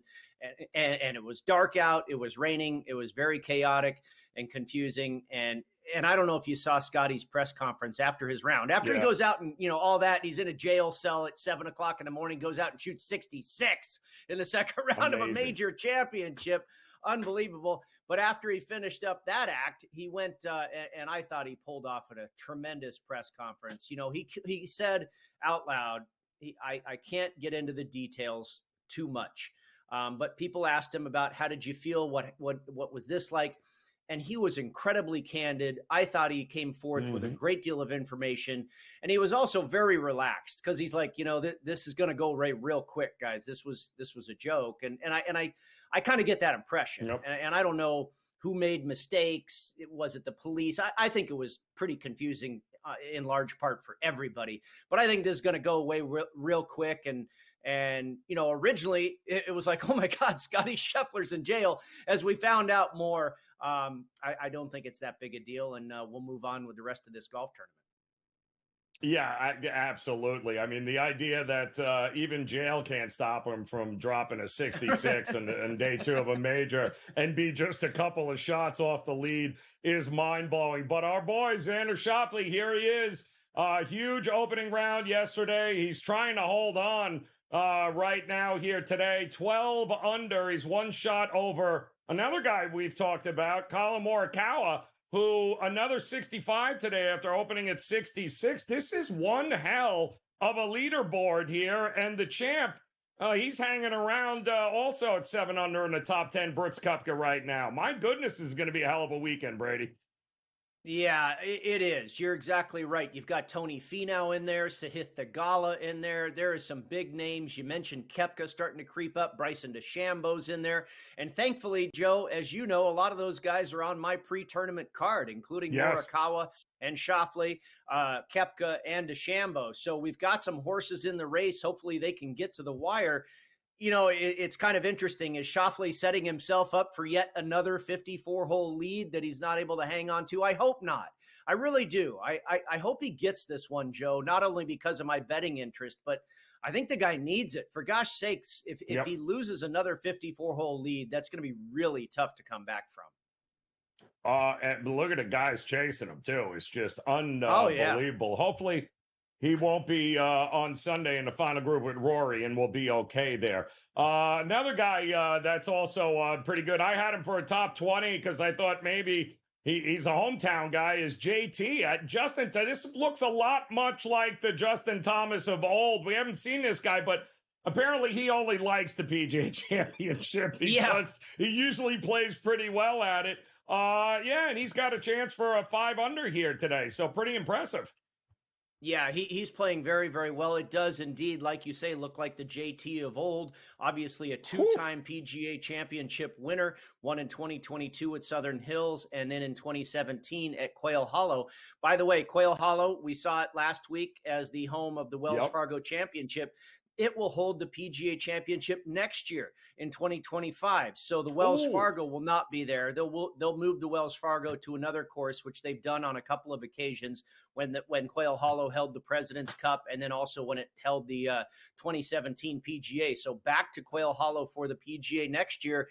Wow. And you have to believe it's going to be a lot of these same guys on your card because we're starting to see how similar Valhalla is to Quail Hollow, about total driving. It's about being very long off the tee, and you have to putt, and that's what these guys at the top of the board are doing, big hitters that are making putts. Xander Schauffele was really the only guy. He was number one in the field, no surprise, on Thursday when he shot a 62. He was number one for strokes gained putting. Today, he's lost a lot of strokes on the green. He hasn't been awful, but he's just not making anything. All those 15-footers, they're not going in today. So that's why he's 3 under on his round and not 6 or 7 under. But it's great to see JT back in the mix like this. And, he's driven the ball extremely well. He's made some great wedge shots. The scrambling is typically a great skill set of his, and we've seen that show up today, and he's knocking down a few putts. So I think he's going to be around all weekend. Yeah, I got to tell you, it's almost, out of sight, out of mind. We've talked about it, but there's apparently been a Victor Hovland sighting this week so far in 2 rounds here, and it looks like, he's 4 under on the day. He's got a couple of holes left, so could Victor Hovland have finally figured it out? Might he be a player heading into the weekend? Well, yeah. I mean, this guy has all of a sudden shown up again as well, right? We really haven't heard from him all season long. He's gaining strokes putting, and this is the big one. He's 27th in the field right now for strokes gained around the green. Those chipping and getting up and down from around the green, that's usually the weak part of Victor Hovland's game. But 27th in the field right now, really solid. We know the iron play is a huge strength of his. 21st in the field for strokes gained on approach and 26th for strokes gained off the tee. So, yeah, he's doing everything really well. The driving accuracy is hurting him a little bit, and we've seen that cost him on a couple of holes where he's made bogey. He's gotten himself into some trouble in the rough. He's 85th right now in the field for driving accuracy, having only hit 16 of 25 fairways. So if he can clean that up a little bit, the rest of the game looks like he can make some noise this weekend as well. So looking at the prices here, DeChambeau 13-1 now, Hovland 20, Rory's 30. There are some big numbers that you can jump in on some guys. But my question is, how far down the board are we legit looking for a guy to be able to come back and win this? What is it, 10 under, 11 under? Yeah. Well, I don't know if I want to go as far as 8, but certainly the 9s, I think.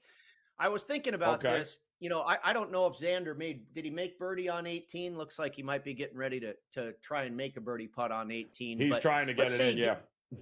Okay, so if he gets to 13, and that'll put him 4 under for the day. If he goes 4 under, you know, a total of 8 under on the weekend, that puts him at 21 under par. Is that enough? Oof. It might not be enough to run away from Morikawa. It might not be enough to run away from Scheffler. You know, looking at Finau and Eckroat and some of these guys at 8 under, for them to get to 21, obviously that's 13 under par over the weekend. That's asking quite a bit. I think obviously we've seen those scores out there. There is expected more rain in the forecast overnight tonight and a little bit into Saturday. Sunday, we might finally get somewhat of a dry golf course. I think you're probably looking at closer to 22 or 23 possibly for a winning score, Joe. So, you know, do with that as you will. But totally. In a for major? A major champ. But that's major? what you get that's what you get when you get a soft golf course. You know, these guys can just throw darts into these greens, and you've seen it all day long. I think Xander's probably going to have to get to at least 22 to close this thing out. And I think that probably keeps everybody at 9 under par or better still in the mix. A lot of big names there. And by the way, he parred the 18th, so he finishes his day 3 under par, good. 12 Not under good. for the tournament. So opportunities here. Brady, enjoy the golf, enjoy the weekend. Game Time Decisions continues here on the grid.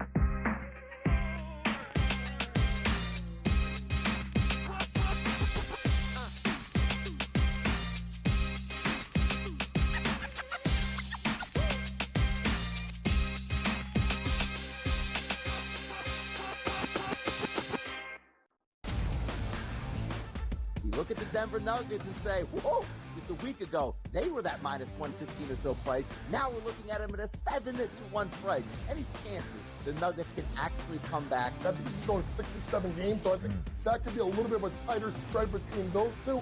But when you got those two guys, those two monsters, and Towns and Edwards, it's just really hard. The Early Line, only on SportsGrid. Every missed call, the entire game, whether it's a charge or a block or a deflection that was wrong or a foul that should have been called that wasn't called or vice versa. Give me a 48-minute report. And people that will understand that there's so many mistakes that the referees make over the course of the game that referees, ready folks, don't decide the outcome. Betting above the rim, only on SportsGrid. It's smarter to be on SportsGrid, your 24/7 sports wagering network. The Early Line. Magical and historic season in Lincoln, Nebraska continues.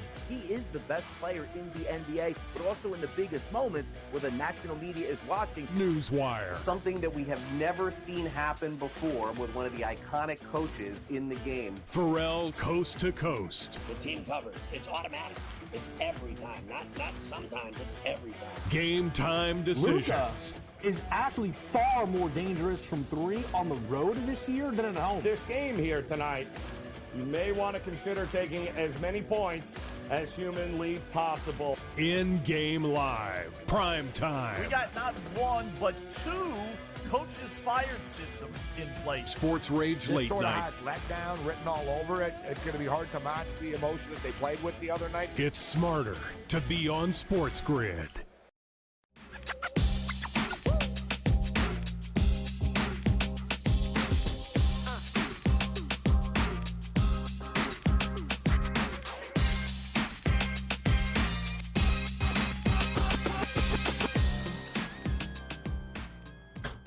All right, welcome back in Game Time Decisions, and we have ourselves a goal here by the Boston Bruins on a breakaway. Another sloppy play by the Panthers, giving the puck up and got it one-on-one with Bobrovsky over his shoulder. That is good. It is 1-0 Bruins right now, and just about 30 seconds left in the first period. And joining us now, Scotty Wetzel, straight from the LIE right now, right here, joining us on Game Time Decisions. Always a pleasure to see you, Scotty. But you come on, and the Bruins score a goal with 30 seconds left to go. How were you approaching this one here tonight? You and I talked about it. We thought Florida would be the right side one way or the other.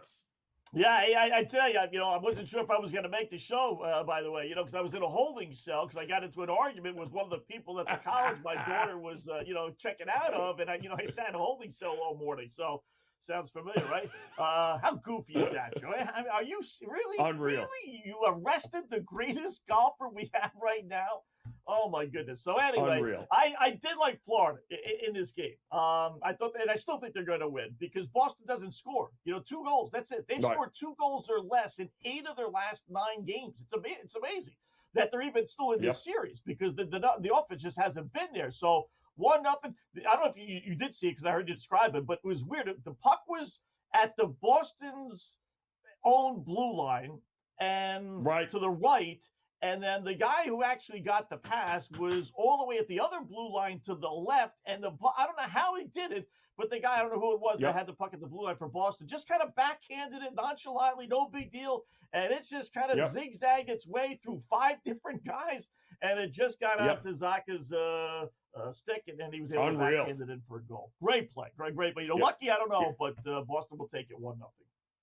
Yeah, I just feel like it was a parting of the season. Next thing you know, he's one-on-one with Bobrovsky, but you got to score, and he definitely scored there.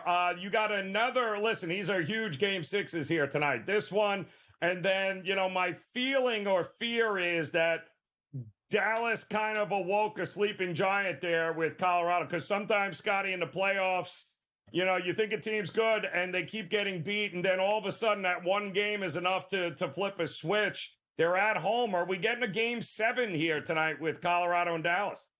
Yeah, I think we are. I'm surprised that line's like basically pick 'em, Joe. Minus 113 for Colorado, right? I mean, I understand they lost both games, the first 2 at home for them, 3 and 4, but boy, you said it. And you think about trends, I know Carolina ended up losing, but, Carolina wins Game 5, right? They go back home last night, and they're up 3-1. They should have won the darn game. Boston down 3-1. They find a way to win on the road, and here they are up 1-0 already in Game 6. So if the same kind of trend continues, maybe Colorado doesn't win the game, but I think they're going to come out flying. I'm not a big, first period guy or first goal guy. I do it every once in a while, but this would be one game I would do it. I think Colorado scores first.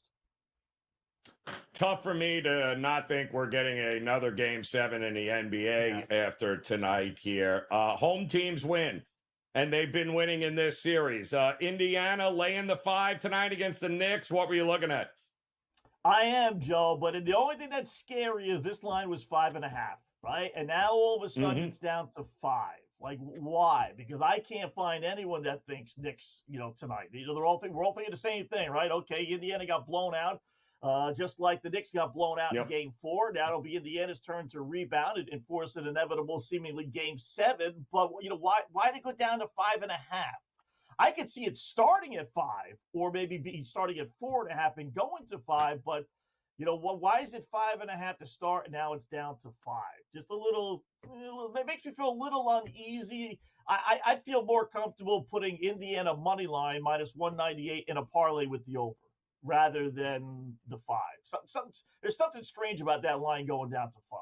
I don't like that look. First thing this morning, Scotty, was up as high as 6.5. So the line has kind of been drawn in the sand here with 5, but I'm with you. There's no way Indiana wins this game and doesn't win and cover it. None of these games have been close enough to be like, oh, well, it's, no. I just don't see it at home here tonight. So should be a fun one, an exciting one, 8:30 Eastern time. Scotty coming up top of the hour. We'll cover it with you on In-Game Live Prime Time. What kind of baseball are you looking at here tonight, Scotty?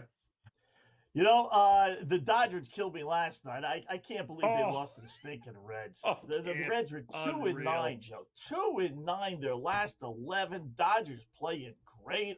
That's a killer. So I'm going to go back on the Dodgers. Really like Detroit tonight at Arizona.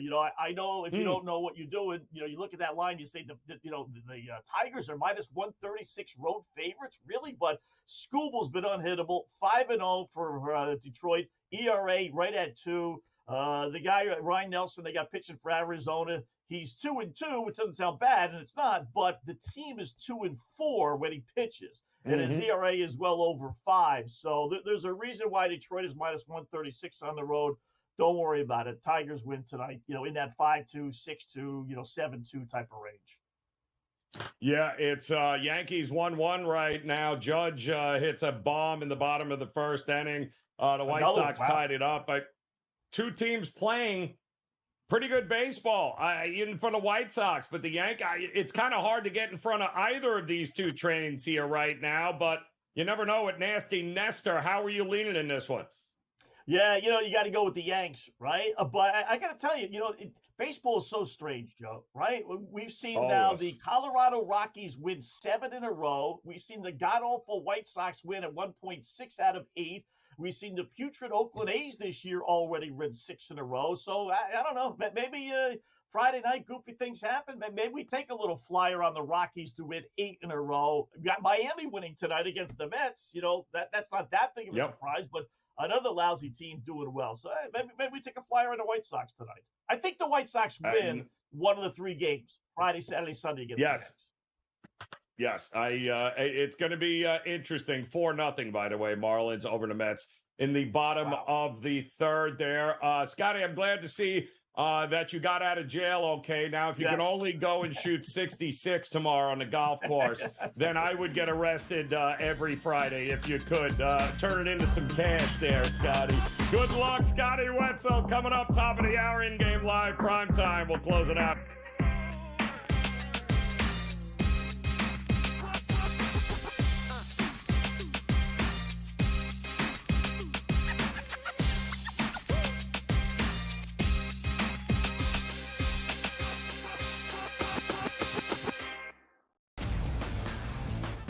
Look at the Denver Nuggets and say, whoa, just a week ago, they were that minus 115 or so price. Now we're looking at them at a 7-1 price. Any chances the Nuggets can actually come back? I think this is going 6 or 7 games, so I think that could be a little bit of a tighter spread between those two. But when you got those two guys, those two monsters, and Towns and Edwards, it's just really hard. The early line, only on SportsGrid. Every missed call, the entire game, whether it's a charge or a block or a deflection that was wrong or a foul that should have been called that wasn't called or vice versa. Give me a 48-minute report. And people that will understand that there's so many mistakes that the referees make over the course of the game that referees, ready folks, don't decide the outcome. Betting above the rim, only on SportsGrid. It's smarter to be on SportsGrid, your 24/7 sports wagering network. The early line. Magical and historic season in Lincoln, Nebraska continues. He is the best player in the NBA, but also in the biggest moments where the national media is watching. Newswire. Something that we have never seen happen before with one of the iconic coaches in the game. Pharrell, coast to coast. The team covers. It's automatic. It's every time. Not sometimes. It's every time. Game time decisions. Luka is actually far more dangerous from 3 on the road this year than at home. This game here tonight, you may want to consider taking as many points as humanly possible. In-game live, prime time. We got not 1, but 2 coaches fired systems in place. Sports Rage Late sort Night. of has letdown written all over it. It's going to be hard to match the emotion that they played with the other night. It's smarter to be on SportsGrid.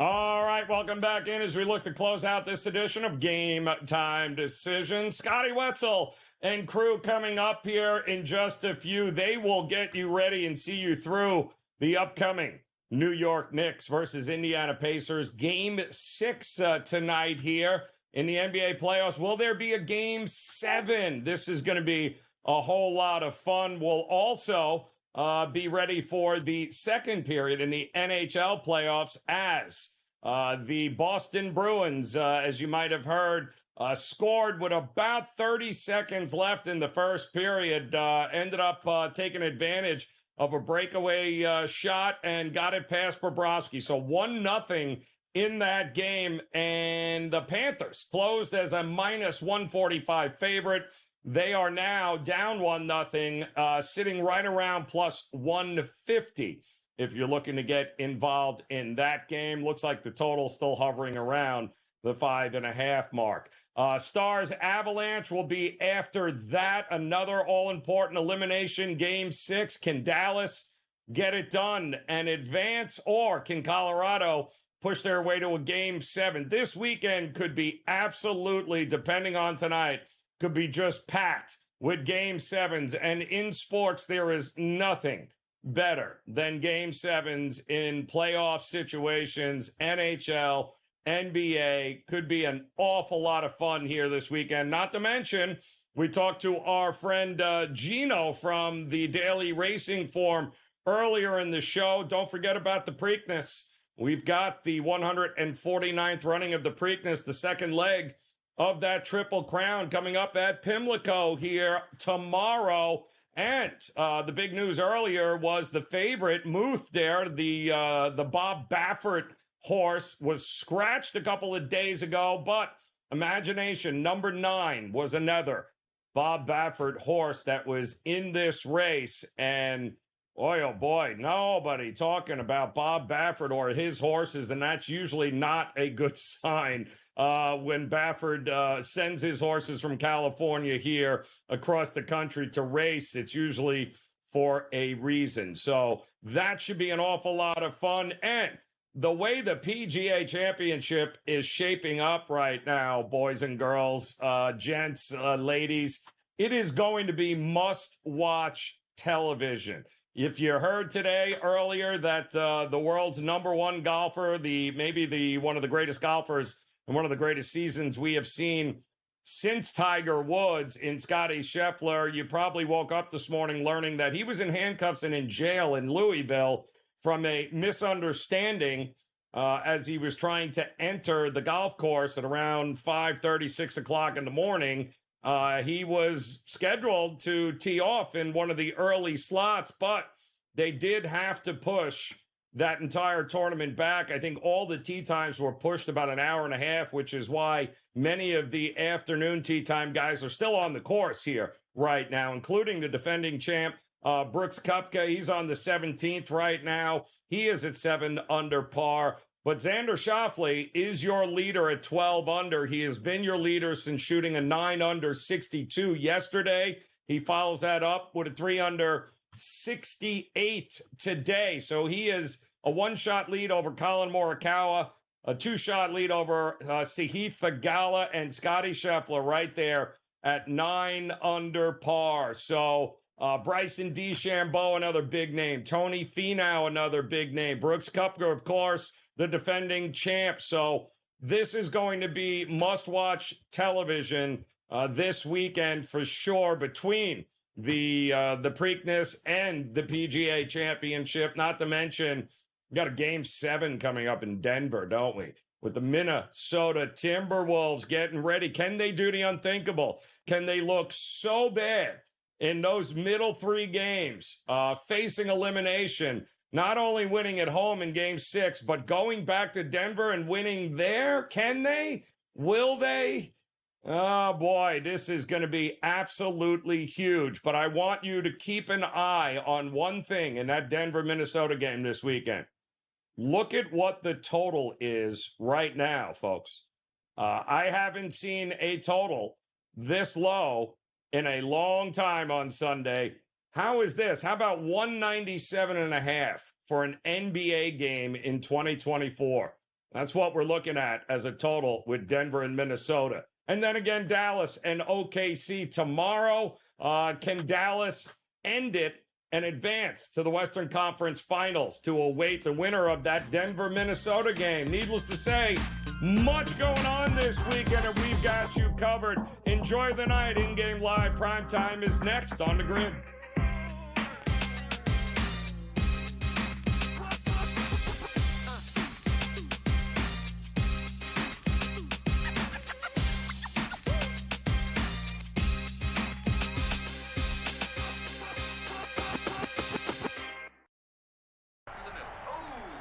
Your gut says Miami is going to win, and you should take the over. Your gut also said your NFT selfies would only go up in value.